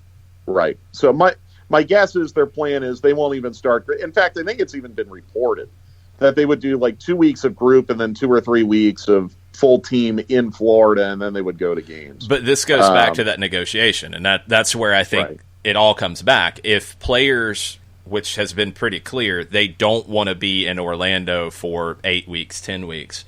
If teams are now, which they weren't when this plan was created, able to train in market or nearby market, is that a way to cut some of that time being in Orlando off? It is, if you can do it. But either way, the plan for Orlando, and I would assume it'd be the same if they're training in market, 72 hours prior, that's when you start your testing protocol. Most leagues are talking about, the SEC has this. The SEC's testing once you're on campus. It doesn't sound like it exists yet, but their entry plan is one that I think MLS can follow. 2 tests, 72 hours prior. That is how you make sure that you don't have a false test, you don't have a false result. If you pass those, you're doing an antibody test too. You pass your 2 tests, you're able to progress to group training, wherever that is. If it's here, if it's in Orlando. If you don't, then you're isolated and you have to pass tests to be cleared. I think you can't even do group training anywhere until you do that. So 72 hours back, you start doing the math. You're not training in Orlando on Monday unless you're doing that testing procedure starting Friday? Yeah. If it's 72 hours, exactly. And it just sounds like the infrastructure is not ready to go for that this week. Yeah, I don't think so. But I agree with you as far as being able to benchmark that SEC plan. It feels like a reasonable plan. And it would, again, I mean, if you're trying to make this a little more humane, it would reduce the amount of time that you would have to be isolated. 72 hours sounds a lot better than a week or 2. And maybe these are conversations that are going on behind the scenes that we just aren't aware of. We just don't know. I mean, again, we're not going to know after the memo that came out on Friday. No. And by the way, I mean, come on, really, I was really disappointed to see that. I just like people are losing their jobs, people are getting furloughed, people are being asked to take pay cuts, and now we're going to hire an investigative firm to ferret out who's leaking information to the Athletic, information that really doesn't damage the league. I don't know. That was I was really, really disappointed to see that. Very disappointed. Major League Soccer's done a lot of things right over the last couple of years. That was not a good look on the commissioner, in my opinion. I'm really disturbed by that. But all of that said, we're not going to know how close or how far they are until they make an announcement. I am hearing no chatter, behind the scenes about anything being imminent. So I think that's where we're at right now. And it's disappointing. I'll be honest with you. It's disappointing. I mean, we had several weeks where there really felt like there was a lot of positive momentum, that things were really building to something happening very soon, and now everything has stopped. And I don't think it's because of an information blackout. I just think it's because we're starting to run into some non-negotiables. And those are the things that take a long time to hammer out. And I'm sure the players in the league are working on it, but again, it just feels like we're losing time. I took a look at the calendar the other day. I mean, if you could start a tournament in Orlando on 4th of July weekend, play 5-match round robin and then go to a 3-match knockout, quarterfinal, semifinal, and final, and then give everyone 2 weeks off to get back into their home market, you could still have 21 or 22 matches played in home markets, followed by an expanded postseason that could still be over before this. The time's running out. And I just, I don't want to see a rush into anything that would be dangerous or unsafe. But I'm beginning to feel like, and I was a little disappointed to see the National Hockey League, push everything back for basically another month. We're starting to lose time here. And if it's one thing to be deliberate because of safety, back to what I said at the beginning, I think we're seeing evidence that it's safe because the leagues that have restarted have not had problems. So let's not waste too much more time here. There's still a way where you could salvage a good bit of the season and maybe even have fans. Maybe not full stadiums, but have fans in some respect, as college football and professional football discussed. I mean, MLS could be on the same timeline where you could be playing home markets at the same time as college football and the NFL. And if they're going to have fans, you should be able to have fans in MLS too. So I just hope they can work it out. I'm still not a fan of this Orlando plan at all, but if it's what we need to do to salvage the season, let's do it. Philosophical question from me, Mike. We've talked about it a little bit this morning with Scotland and with the USL Championship and other leagues. How different do you think sports will be coming out the other side of the pandemic? Because if you look at minor league baseball, you look at USL Championship, you look at probably with the revenues that we were looking at, the losses from the Dodgers and the Yankees, you look at places like Oakland and Tampa and Miami. How different do you think will be? I think it depends on how quickly the global economy recovers, and I know there's a difference of opinion on that, and I think what sports will look like will be directly tied to that. If the economy rebounds quickly, I don't anticipate a much different sports landscape. I think the sports that are going to be most acutely affected are the ones that do not have television revenue or are going into a TV rights negotiation period like the NFL. Because broadcasters are not going to be in position to pay the same amount of rights fees that they're currently paying. And for leagues that are not reliant on television revenue, I don't expect that they would suddenly be able to snap their fingers and create that revenue stream. So, yeah, I mean, minor league baseball, USL Championship, things like the PGA Champions Tour, that used to be the Senior Tour. Yeah. Things that don't have revenue streams that are not attached to attendance, I think are really going to be in trouble. Minor league baseball was going to contract even before all of this. This is just accelerating that. But honestly, John, I mean, I still think there's a chance that if the economy rebounds quickly, that maybe, contraction of sports would be short-lived.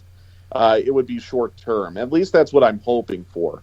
What profoundly concerns me is what's going to happen at the collegiate level with Olympic sports. And you're already starting to see it. And as it pertains to soccer, I think there are going to be fewer and fewer opportunities for young men and women in this country to earn scholarships to play soccer collegiately. That really, really concerns me. And then there's going to be a trickle down to youth sports. And again, these are things that, there are very, very few revenue streams to support this other than, television contracts collegiately that are basically locked in by football programs. So that's a bigger concern to me. What's going to happen to youth sports? What's going to happen to collegiate sports? I think as far as major professional sports are concerned, unless you're going into a period where you're renegotiating broadcast rights, I really think you'll be fine. I really do believe that. I hope so. I don't think you will be worldwide. I think you've got some leagues that are probably more in line financially with some of the smaller college programs and the resources that they have, and they're going to take hits. I think Brazil's a really scary one right now when you're looking at what's going on there and also what's going on there economically to go alongside of it. Clubs were already in some underwater situations financially, and this is really damaging. We'll see. I think in the United States, in general, I think most everybody at the top are going to get through it. But are you going to see some previous bad decisions or poorly run teams get highlighted because of this and really hit hard because of this? Yeah, I think that's a huge risk because I don't know if they'll be able to handle the short-term effect. I think it's going to be strong. Yeah, I think in this country, I think you're going to see a lot of teams put up for sale. But I also think you're going to see a lot of buyers. I really believe that. We'll see. I think you're going to see a long line of buyers. There could be an opportunity. If you have the liquidity, if you have the capital, there could be an opportunity to get a pro sports team for pennies on the dollar. Very true. And I think that's why you're going to see a lot of potential buyers. And some of them might be people who currently own sports teams who will look to add to their portfolios. So I'm just too much of an optimist. I mean, I really don't worry about the big leagues in this country: Major League Baseball, the NFL, NBA, NHL, Major League Soccer. I really don't worry. I think these leagues are probably better equipped to get through this because of the media demand and the sponsorships and the broadcast revenue that comes with it. If I'm running a AAA baseball team right now, I'm probably really scared. If I'm running a USL championship team, I'm probably really concerned right now. But we'll see. We'll see. And it might be where there could be opportunities to rethink the business model a little bit and make those leagues and those teams more sustainable. I mean, it's going to give us an inflection point where we can probably reevaluate the way things that we've done in terms of sports business in this country.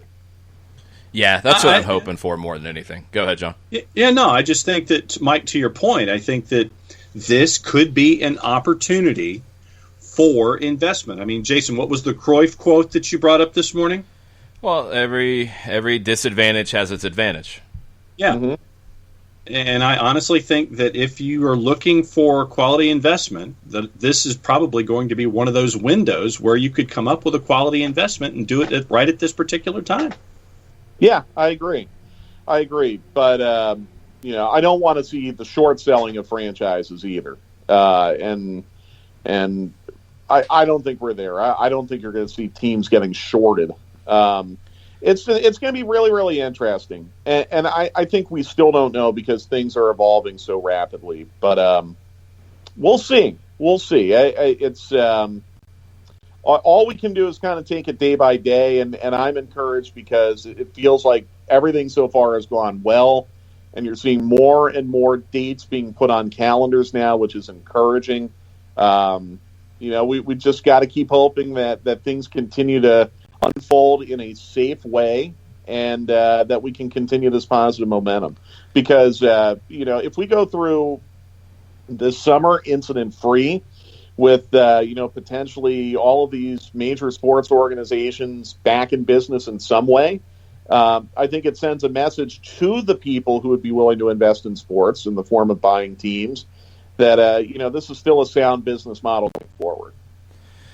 Yeah, the next step's going to be getting people in the buildings, and that's the ultimate step, because for so many of these teams, that's really the measure of making money or not losing too much, and that's a big step. And we'll see what happens as we get there. But we'll talk about that and more later today. Stoppage time, 2:00. Yes, on the 92.9 The Game Facebook page. Lots to discuss today. We'll get in MLS and what the NWSL is doing. We'll talk about England. We'll talk about Germany. And we'll talk about this pumping in of crowd noise that I actually think has worked a lot better than I expected it to work. Kind of. I liked it at first. Let me rephrase it. We'll talk about it later. I want to tease it. So I didn't like the idea. I liked the implementation of it this weekend. I didn't like the implementation in the first half of the Dortmund-Bayern game. It got better. Too much. But I also think not being able to see the empty seats is a key. Yeah. And I think what Mainz did was really smart. Yeah. Oversized ad hoardings and tarping up the seats. That made it better. Yeah, that helped. And I think the mix was a little bit better too. But we'll get into all the details of that later today. Thanks for hanging out with us, Mike. Okie doke, guys. Take care. See you in a bit. Mike. All right, we got a lot of other stuff to jump into, and before we get into some tweets and comments and such, I want to run through South America real quick because I've got some updates there, and we haven't talked much about it. Teise talked to Argentine players who were playing in different countries, so we've got some very basic updates on what things are looking like. First off, at the CONMEBOL level, the idea right now is that the Libertadores and the Sudamericana will return in September. They're not going to change the format because they're already into the group stage, so they can't really eliminate the group stage. So they're going to keep the same format. They want to start in September. They're okay with it being finished in January of 21 if it needs to. And for now, with CONMEBOL, World Cup qualifiers are still on the docket for September. That's going to be made, that decision about moving them, canceling them, postponing them, changing the format will be done with FIFA later as we get closer. But right now, those are still on the board. So leagues, Bolivia, the talk is that training would resume in mid-July. Bolivia is a country we haven't heard much about with this, but they're starting to get hit pretty hard. So they're not even talking about practice resuming until mid-July. Ecuador, they're talking about small group training on June 8th. Colombia, they don't know. And one reason they don't know, Matias Pizano, he's a player for América de Cali. He said that he is owed salary for March, April, May, and has no indication he's going to be paid for June. Wow. Kind of hard to get back to training if you haven't been paid for 3, maybe 4 months. Mm-hmm. In Peru, as the yard folks came from your place to my place, Peru, training can begin on June 1st, Monday. There's talk of a hub scenario with all of the teams coming to Lima and playing in the Lima area. So we'll see where that one goes. They look like they might be one of the first. And Venezuela, Alexis Blanco, he's an Argentine playing for Caracas FC. This is a translated quote from him. He said, "The news is leaking here. It is difficult to know. They try to show that there are not many infected. Going back to training is going to depend on the government, because in addition to quarantine, the lack of gasoline is complicated. There is practically none." He said they are not training right now. They are quarantined. The players accepted salary cuts, and he said the club has paid them every dime they've agreed to pay. So, at least at Caracas in Venezuela, players are being treated pretty well. Colombia, América de Cali is a pretty big club, and you're 3 months behind now and probably about to be 4 months behind on salary for at least one player. Doesn't mean everybody, doesn't mean every club, but at least one player is putting that out in the media. Australia, we've talked about them a lot. They got a ton of issues here. So they've got players out of contract on Saturday, on the 31st. Or Saturday for them, the 31st. So they're looking at trying to finish the season in 36 days once they come back. Games July 18th, grand final August 22nd. One of the big things they need is Fox Sports to sign off on this and say, yes, this is what we're going to do. It's going to be in a hub. It's going to be behind closed doors. You got pressure because the National Rugby League is coming back this week. The Australian Football League, Australian Rules Football, June 11th. You're not going to have the A-League back for another month after that. Looks like you started to figure out some of the nuts and bolts, but Fox Sports is the issue. Fox Sports has a contract for 3 more years that is with the Federation, but it includes the A-League sponsorship. They are not going to sanction coming back, which affects what they're going to pay. It affects if they're going to pay for the remaining games because they're not paying out their TV contract right now. They're not going to sanction it until the Federation agrees to cut the next 3 years of the contract by 50%. 50%.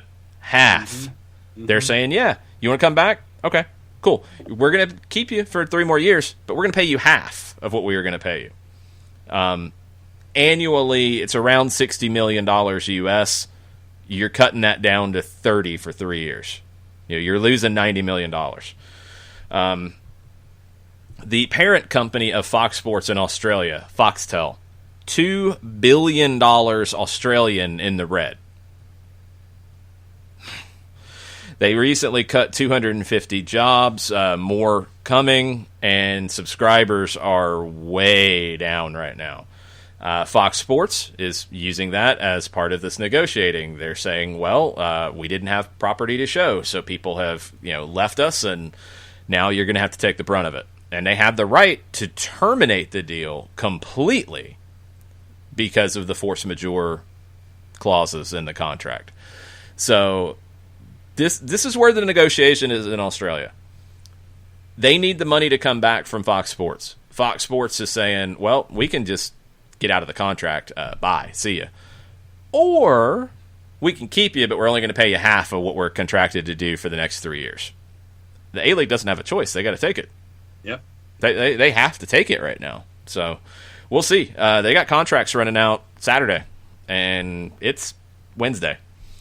So we'll see what happens with Australia. That's the main stuff. We've got some comments. We need to get to Didier Deschamps, France's national team coach. We'll talk about what he had to say. Turner Kirby on social, or on Twitch, sorry. He said, what is a doomsday scenario that would cause a league to potentially have to shut down because of the virus? I'll give you 2 real quick, in my opinion. One, initially, the losses are too much. And that's why you're seeing some small countries or smaller leagues in some countries not opt to come back right now because they're going to be losing too much to put on games behind closed doors to actually play them. So that's one thing right now to come back. Now, once you come back, what would cause a stoppage? I think a widespread outbreak within the league is probably the number one thing. I can't really imagine anything else because I think most places in the world, I think the testing capacity is strong enough to be able to handle it. I don't see a shortage in testing. If there is an outbreak in the general population and that then creates a shortage of testing, yeah, that could be the other element that could factor in here. But I think if you have the testing, the only thing that's going to stop it is if you have a widespread outbreak, not just in one team, because I think you can even deal with that within a number of teams. If it looks like it's out of control in spreading, that's what would stop it. Yeah, for me, it would be follow the money, and that would be the first point that you came up with. If, like, say, in League Two over in England, it just becomes entirely too much of a financial burden, and then adding the notion of testing, playing behind closed doors, all those different variables, then you could definitely see a league not come back like we've seen there. And then, yeah, I think that if you have, to your second point, if you have teams that have a player test positive, a couple of players test positive, you can set them to the side and you can treat them, but you can still maintain your team activities and still have your league activities. But if you have a widespread outbreak where you're affecting multiple players, multiple teams, the table, the schedule, all of that stuff, I could definitely see that as the second point to carry on. So, yeah, those are the only two that I could think of that would cause a league to stop either before restarting or if they decided to kick back in and then have to stop for a second time. I think most importantly with an outbreak within the league, it would be where one team has positive tests and the team that they played last has positive tests, and you start to then connect the dots. That's where I think you have a problem. And we haven't had that so far. If the testing is all being done properly, if the protocols are effective, if the players are following the protocols, and that's going to be another huge element of this, because if you're not going to have a total quarantine lockdown situation, there's a lot of personal responsibility on the players to do what they're being asked to do. And yeah, as we saw with, a goalkeeper who tested positive after testing negative earlier in the first round of tests in England, and he said he went to the shop and he figures that's where he got it. Well, if you're a professional athlete in these scenarios, maybe you don't need to go to the shop. Maybe you need to do whatever it takes to avoid those situations so you don't create that kind of situation. The testing should catch it, but you don't want to miss games either. And it's going to come down to that. And yeah, it's not what you're normally being asked to do. And sorry, it's not a normal time. So if you want to be able to play and play safely and keep your teammates potentially from catching it, well, you might have to sacrifice some things like going out to dinner and going to the shop and limiting risk. Just limiting risk in general. It's risk assessment, and that's what we're all figuring out as we go. We talked about college soccer a little bit. App State is the one locally that shut their program down. They opened in 1962, one of the oldest programs in the South. And App State has dropped men's soccer along with two other sports. They have 17 sports left. They have one more than the minimum. And those are the schools that I worry about. Those schools that are D1, that have football, that football is everything to their revenue and their bottom line, and you're going to take a hit on football this year. I know we're hearing from the SEC, from UGA, from schools that you're going to have everybody in the building, everything's as normal. Well, you're also hearing from Ohio State about planning for 20% capacity. Who was it? Alabama that was only selling half of their season tickets? It might not have been Alabama. It might have been somebody else. Pittsburgh Steelers. No, there's a college program that was doing it too, and I don't remember who it was. Okay. They were limiting what they were selling. If you're planning from a budget perspective, you can't plan a budget on hoping and wishing. You just can't. And if you're running a risk potentially of not playing games in front of fans, that is a huge part of your bottom line. Well, you got to plan, and part of planning is cutting programs that look. I mean, I love college soccer. There's a lot of good things about it. It doesn't make money. There's some programs that lose very little money, but I don't think there's a program that's making money. Most colleges, it's very simple. Football is what makes money. Football is what funds the athletic department, along with student fees. Well, colleges are looking at two things: the potential for games behind closed doors, and the potential for student fees to drop because tuition could drop, because people might not be back on campus in the same numbers as they were last year. Those two things are going to cause programs that are not making money to get cut, and they're going to drop programs that have the biggest expenses. That's why you've seen a couple baseball programs get cut from schools that you wouldn't expect, but they're big expenses, and cutting a baseball program might solve some of the financial issues. For others, the soccer program is a very big expense. They might cut that. I think it's going to be felt much more on the men's side than the women's side, because you do have Title IX to deal with, and you do have a scholarship equalization number to try to hit, and you don't have a women's sport that has the number of scholarships as football. So you have to have more women's sports. It's just to get the scholarship numbers to match up. You have to. You can't cut many women's sports. If you're cutting a women's sport, you're probably going to be cutting 3 or 4 men's sports. So I think it's going to be a lot of men's soccer programs that are going to be at risk. And App State, well, Georgia State, Georgia Southern, that's the conference. So what is the conference going to look like next year on the soccer side? We don't know, because there might be more. This is the reality that we're all going to see right now. These programs are going to have problems hitting their numbers. And if they can't guarantee they're going to hit their numbers, things are going to get cut. And men's soccer is going to be one of the things it does. Group of 5 conferences for me are the ones that pay attention to. Iowa State was the answer to your question of the 50% capacity. Yep, 60,000 seat stadium. They're only going to seat 30,000. That came out from Athletics Director Jamie Pollard on Tuesday in a message to fans, courtesy of the Des Moines Register. Let's look at App State for a second, too. Sure. First home game is against Morgan State, September 5th. Chance that gets canceled. I mean, it's possible. Where is Morgan State, by the way? That is a MEAC school in Maryland, 1AA. Travel's somewhat reasonable, but are they going to be able to have that money to come? I don't know what App State's paying them to come. They're paying them something.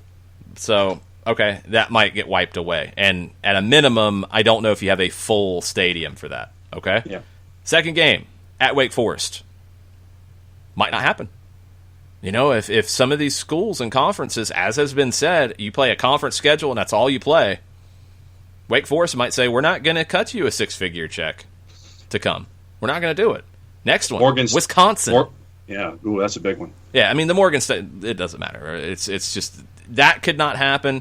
Going to Wake Forest could not happen. Going to Wisconsin is probably fairly unlikely.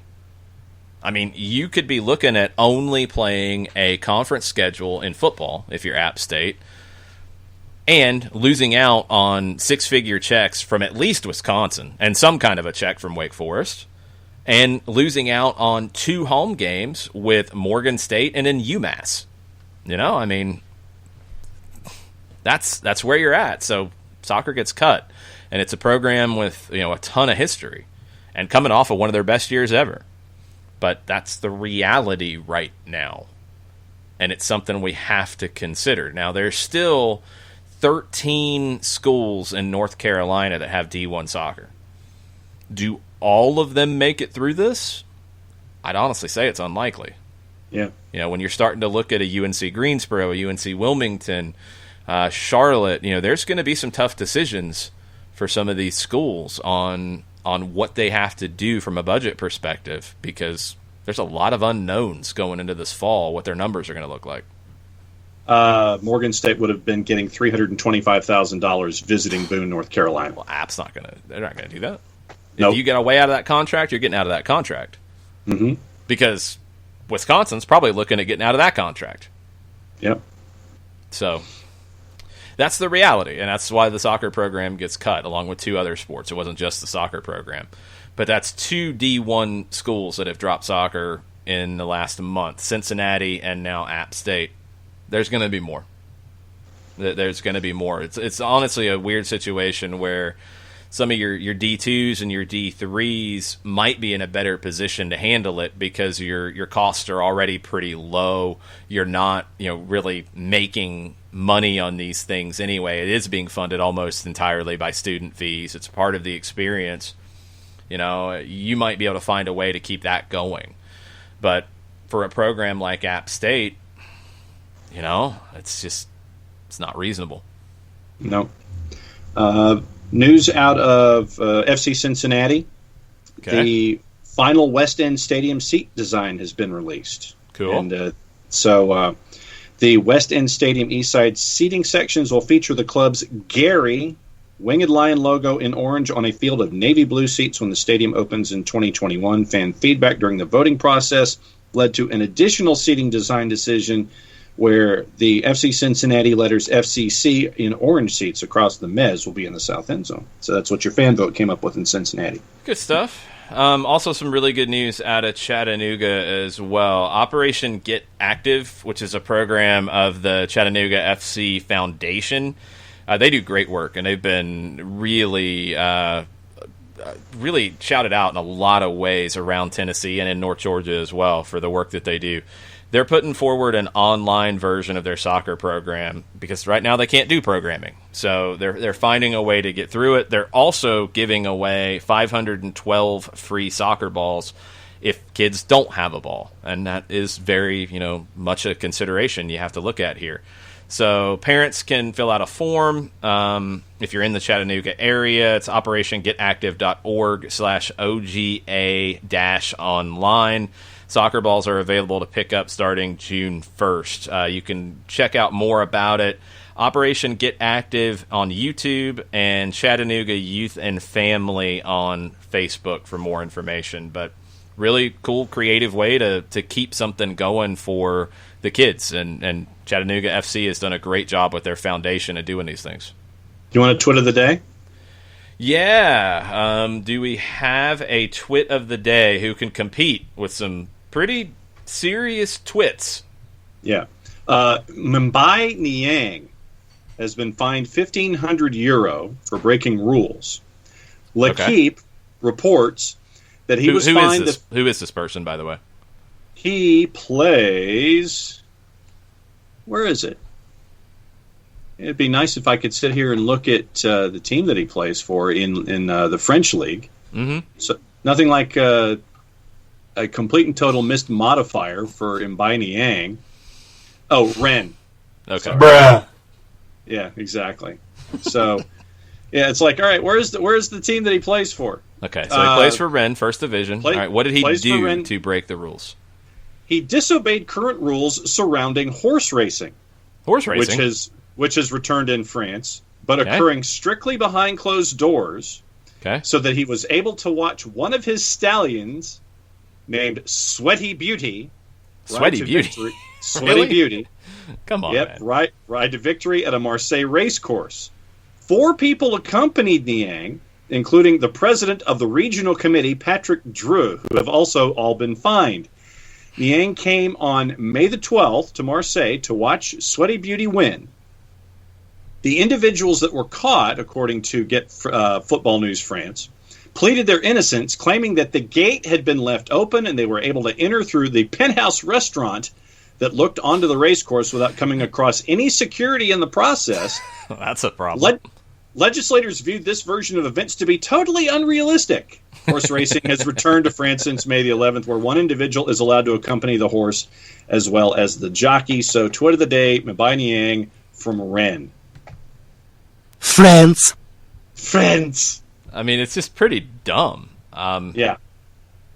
I don't know. Some people might think that this is pretty dumb. Some people might agree. I kind of lean to the dumb side. Didier Deschamps, he is the manager of the world champion French national team. He has criticized the Bundesliga's return. He is worried about player welfare following the enforced break in matches. Goal.com had the interview. Ryan Benson had this information. Okay, what do we know about France? France has made the decision to end the season. They decided the final standings by points per game. They tried not to have second division teams get relegated out of the league. That was struck down. Everybody who is getting relegated has filed an appeal, has filed a court case, has filed whatever they can file, so that's still going. Jean-Michel Aulas of Lyon has filed everything he can file because he's missing out on Europe for next year.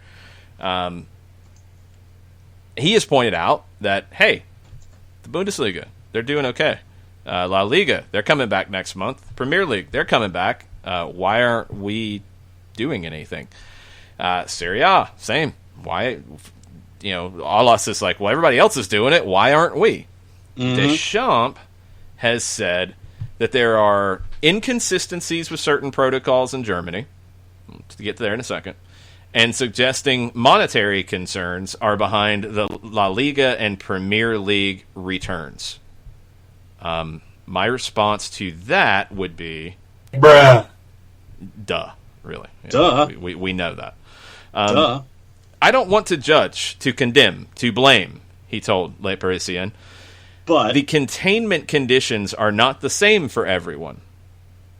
I have watched the Bundesliga since the resumption of matches in Germany. It certainly looks like football. I'm not going to talk about the pace or intensity of the matches, but some images seem so incoherent to me. I see players playing a game with all the elements specific to football, namely contact and tackles.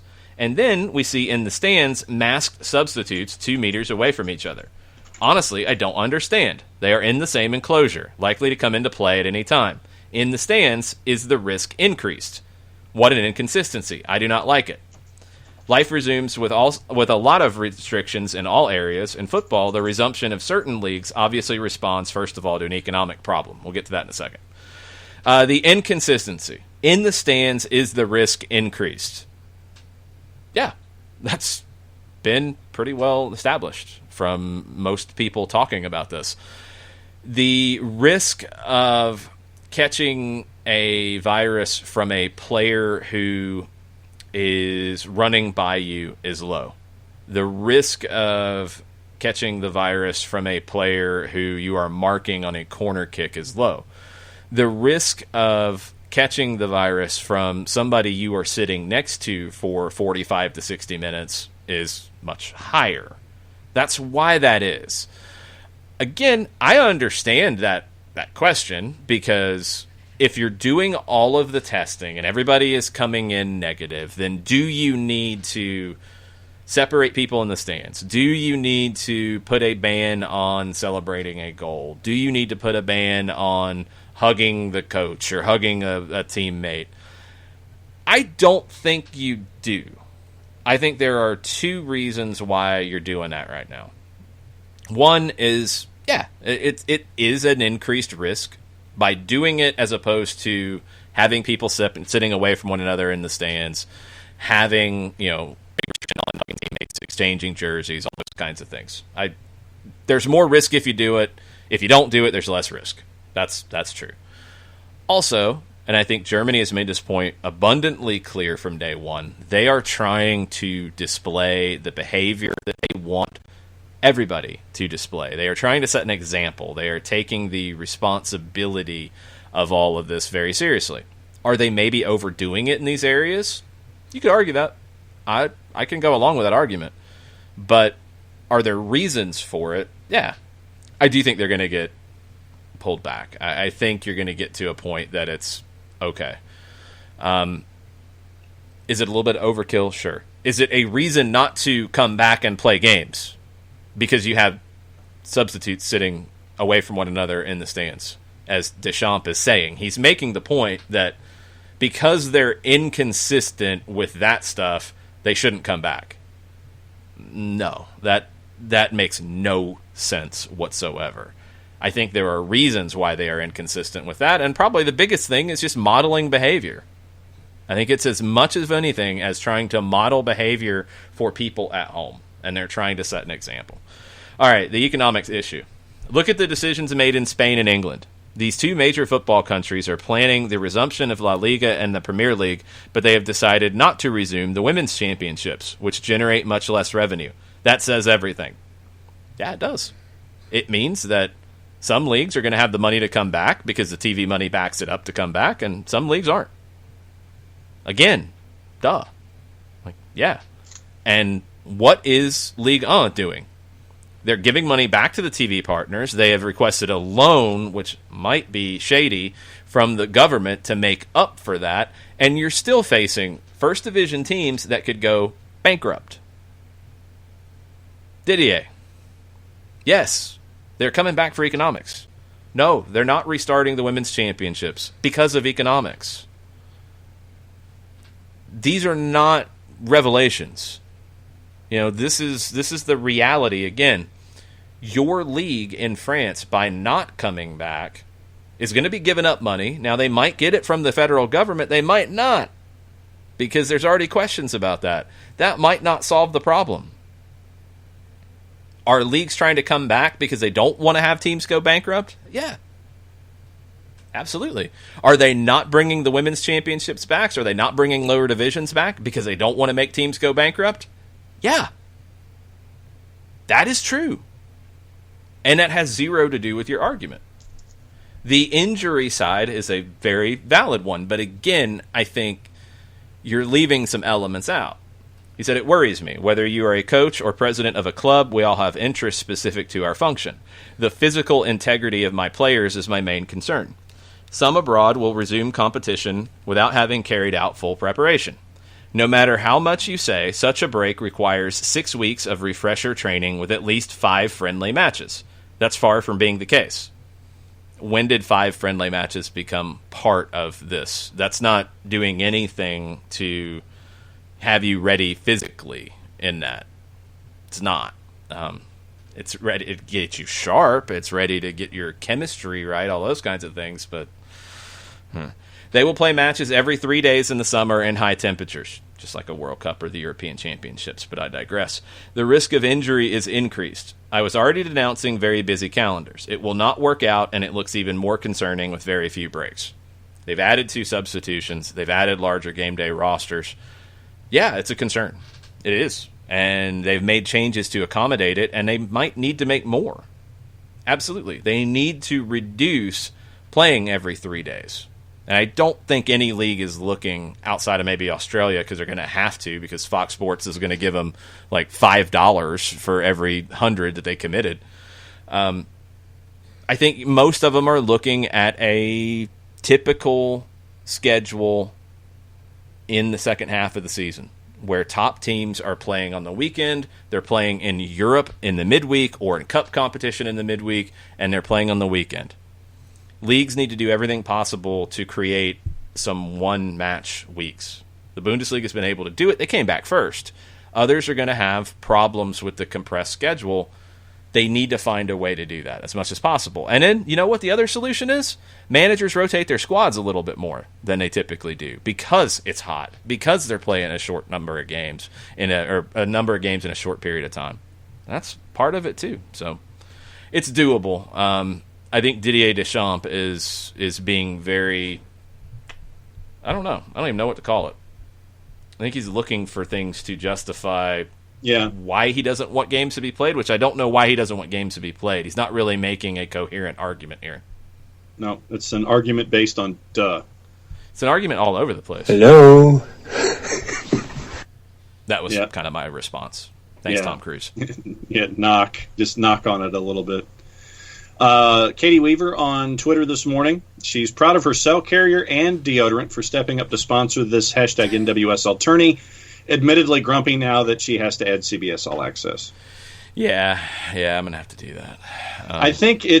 I was gonna do it anyway, so I think you can get a week free trial, and then it's $6 a month. I think is what it is. Doable. I mean, the tournament's a month, so I mean, I was gonna do it anyway. I just hadn't done it because we hadn't had games on the NWSL CBS All Access. Now we will. I'll get it done one way or another. And let's see. Nathan Pugh came in this morning and wanted to know what my thoughts on the artificially sounding yellow wall was, and can Spain do it? So what did you think? Because I said it earlier with Mike.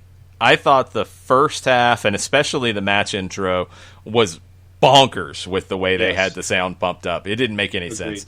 Second half was pretty good. They dialed it back and they found the right levels. But, man, that beginning was weird. Mm-hmm. So, yes, I agree with you that second half was better than the first half. And so focus on the second half audio levels and participation levels. That's what you're hunting for as opposed to the first half. Do the Spanish levels and faders and all that, do they function in that way? I don't know. We'll find out, won't we? I'm going to assume they do because it's probably the same equipment. Yeah. You need to give Spanish sound engineers the benefit of the doubt, John. I gave German sound engineers the benefit of the doubt before the second half of Der Klassiker yesterday. That doesn't even make any sense. It's like, mine's great. Der Klassiker first half, not so much. Okay. Be uniform, please. Come up with it. Consult with each other. Talk. Well, no, it share can't notes. be uniform. No, because every game's different. So, no, I don't want it to be uniform. Then you're really just piping in fake noise. You've got to adjust. Have your DJs talk to each other and figure out what works in each stadium. That's what I'm looking for. Talk to each other. Yeah, but it doesn't. No, okay, a couple of things. It doesn't matter about each stadium. That has nothing to do with it. Because as some people have thought, you're hearing that noise in the stadium. You're not. The broadcasters are talking about, this is really eerie because it's so quiet in here for such a big game, while you're hearing this fake crowd noise. And it's like, well, it's not quiet to us. Derek Ray had a great point on this, on our thread on Twitter last night, some of the behind the scenes of it. We're getting a feed that is optional in Germany. Some countries are not taking that feed as their world feed. Some are. We are getting the crowd noise feed that is an option in Germany if people want it. It is not what the German broadcasts sound like unless people opt in. So keep that in mind. Okay, because I thought there was some early stuff when the Bundesliga came back and that there was stuff inside the stadium that you heard and it was incredibly not cavernous from a... Okay. No, the cavernous is because it's cavernous. At Dortmund, the first game, we talked about this. It was cavernous because the stadium is cavernous. Like, You can't tear down the roof. It is. If you play a game in an empty Mercedes-Benz stadium, and you've been there for high school football with a very small crowd, it all echoes. It's all cavernous because it's cavernous. So that's what it is. Like, there was no crowd noise pumped in to that first game at Dortmund. There was no crowd noise on our broadcast. This crowd noise is not being pumped into the stadium. The players aren't hearing it. That needs to be clear and understood. Okay, because I thought that there was a separate element where, yes, you got that channel that had the added stuff, but I also thought that there was stuff inside the stadium. No, there's stuff inside the stadium because the players are yelling. They're not playing like mutes. They're playing soccer. They're yelling. The bench is yelling things. Players are clapping. You have people reacting to things out of the 300 people in the building, and it echoes. You have music. That's happening, like it normally would. But you're not playing fake crowd noise in the stadium. Don't mislead people and make them think that. Well, no, I thought that you were playing stuff inside the stadium. John, you're playing stuff. You're not playing fake crowd noise. The only thing you're playing when you go to a stadium, what does the stadium play? Not the Atlanta Falcons when they got in trouble. Let's be clear. Don't even make the joke. No. When you go into a stadium, what gets played? PA announcements. Yeah. Music at certain points. Yeah. Right, yeah. That's it. That's happening. That's stuff. They're not playing fake crowd noise in the stadium. Do you understand? I thought I read somewhere where one of the players was unnerved by hearing stuff like that. Unnerved by hearing what? By hearing... fake crowd noise. There's no crowd noise. Oh, God. Why are you arguing this? Are you trying to drive me insane? Well, I figure it does happen once a day. And boom goes the dynamite. That was my brain, kid. Tafka wants to know if it's sheer coincidence that Atlanta United partnered with Aberdeen that have largely the same color scheme. Haha. Huh. I don't think that they were picking partners based off color schemes. I like your kit. I'm going to invest in you. I would hope not, because there's some teams that wear red and black, Nicolifi's Milan, that are a mess that you don't want to partner with. Aberdeen was not a mess, and I think that probably played a bigger role. But I do like what they've done with gold in their kits, and I hope that Atlanta United might be taking a look at that. The white kit with the black and gold stripe down the gold center. Secondary kit from this past season, too, is really good. Yes, and that was why I picked it up. The one thing about Der Klassiker that we've not talked about yet is one of the best goals we've seen in quite a while, Joshua Kimmich. Oh, crazy. What a finish. Completely caught the goalkeeper by surprise. I'm sure our friend Jessica Charman was yelling at the goalkeeper, but I think it's just a great finish. Oh, no doubt. That's probably it's probably a good lob wedge in from close range. Not that close. I mean, it's about 20 yards out. It's just unexpected. So that's the number one element. You caught them by surprise. We have not talked about this news out of MLS just yet. Bank of California paying $20 million to end the Bank of California Stadium naming agreement. They're getting out of that early. Variety has the article that I'm reading, but a lot of people have talked about it. $20.1 million fee for the right to end the stadium naming deal 12 years early. Wow. It was a 15-year, $100 million deal that started in 2018.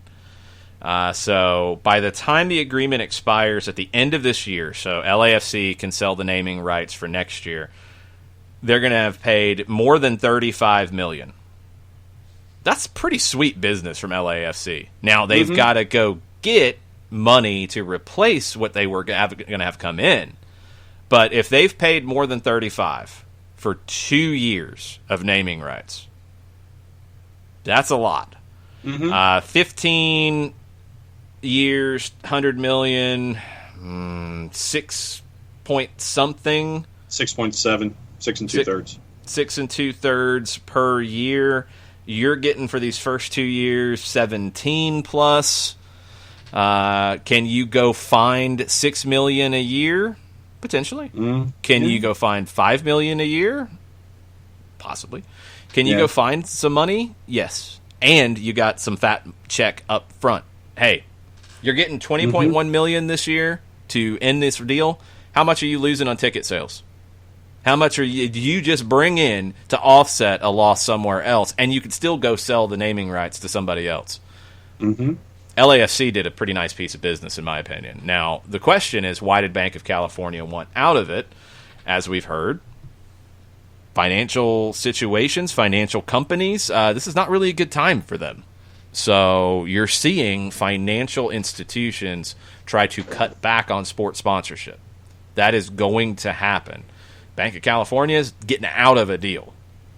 Is there somebody else you can get? If LAFC, and they've got to get somebody else to make up for it, if they get $35 million for 2 years and then go sell it and don't lose a ton of what they would have had, if they make the same amount they would have made, then they just did a really sweet piece of business. They lose a little bit per year, but they got more up front, especially to offset this year's losses. It might actually end up working out better for LAFC in this scenario. It really could. Yeah. We got live soccer at 12:30 in the Bundesliga, since we'd mentioned them and their fake crowd noise. RB Leipzig and Hertha Berlin is at 12:30. RB Leipzig, courtesy of our friends at Odds Portals, at -323. 4 matches at 2:30. Augsburg is at -104 against Paderborn. Dusseldorf and Schalke, Hoffenheim and Cologne, and Union Berlin and Mainz are all looking like draws. Yeah, I mean, title's done. Bayern's got it after their win yesterday. No big surprise there, even though they did have to fire their manager this season and bring in Hansi Flick, who's been outstanding. There's talk that Lucien Favre could be gone from Dortmund. They had a pretty bad start. They have finished better, but it's a really bad start for them. But we're back to where we usually are in the Bundesliga, with Bayern winning the title, Dortmund, right there, and it is what it is. Will that change in the future? I don't know. Bayern's going to be able to handle the financial implications of this better than most, and they're doing pretty well right now. Hansi Flick's done really well for himself. So keep an eye on the other places, because the 2nd, 3rd, 4th, 5th, the European spots, really good competition for those, and Leipzig really needs a win today in a big way. Yep. What else is on your docket before we go? A couple others real quick from Twitch. James Steerforth agreed that the second half of the Bayern-Dortmund sound fake crowd noise was the sweet spot. I agree. I think it was like the Mainz game, where it was like, I want it slightly in the background. Like, for a live broadcast with fans, I want the fans out front as far as they can be without drowning out the announcers, the commentators. When you're a commentator, you kind of like to be heard. So you want that balance, but you want the fans as high up as you can go. With this, because it's fake, I don't want that. I want it to be think of how we've talked about the MLS broadcast on ESPN versus Fox. Fox pushes the crowd noise very high in the mix. ESPN doesn't. For the fake crowd noise games, the ESPN presentation, where the crowd noise is background. Like, it's there, but it's not strong. First half, it was beyond strong. It was crazy. So, okay, what else do we have? Our friend Johannes from Atlanta United chimes in. You've got the Costa Rican League tonight. ESPN2 has picked up Saprissa and Limon. Really good call there. I did not know this. Adrian Healy and Alejandro Moreno will be on the call. Adrian Healy tweeted that out just a bit ago. So Saprissa and Limon in English on ESPN2, Costa Rican Primera División. Pretty cool. 10 o'clock. 10 o'clock Eastern time. Saprissa minus 476. Well, yeah, it's Saprissa. Yes, and it's Limon. Yeah. Alajuelense is playing at 5 against Gracia. They're minus 227. San Carlos minus 159 against Santos DG. And the other 10 o'clock match, Herediano minus 169 against Universitarios. A couple other things from Turner Kirby as well. He asked a question about the U.S. Open Cup, and we'll get to that on stoppage time later today. What would you try to do to fix it? Is there any way you can make it to where the final is like the FA Cup the week after the domestic season at the top flight ends? And I think there is. The paywall and final on a Tuesday and stuff like that, that's going to be a little trickier, again, because of money. But we'll get into that on stoppage time for sure, Turner, 2 o'clock. And we'll talk about it here tomorrow as well. He also said that Walt Disney World is planning on reopening July 11th, and he doesn't know what that would mean for MLS at Walt Disney World. I don't think it would affect it. I think MLS and NBA would be in a separate part, not a public position of the park, so they'd be fine in whatever happens. I don't think it affects it. I think Walt Disney World is not expecting it to be packed, early on because not many people are traveling. I mean, on Memorial Day weekend, I think travel was at 15% of what it usually is, air travel. Wow. That's on Memorial Day weekend. Typically, it's been running anywhere between like 3 to 5% on a normal day. I don't think that's going to pick up dramatically in the next couple of months.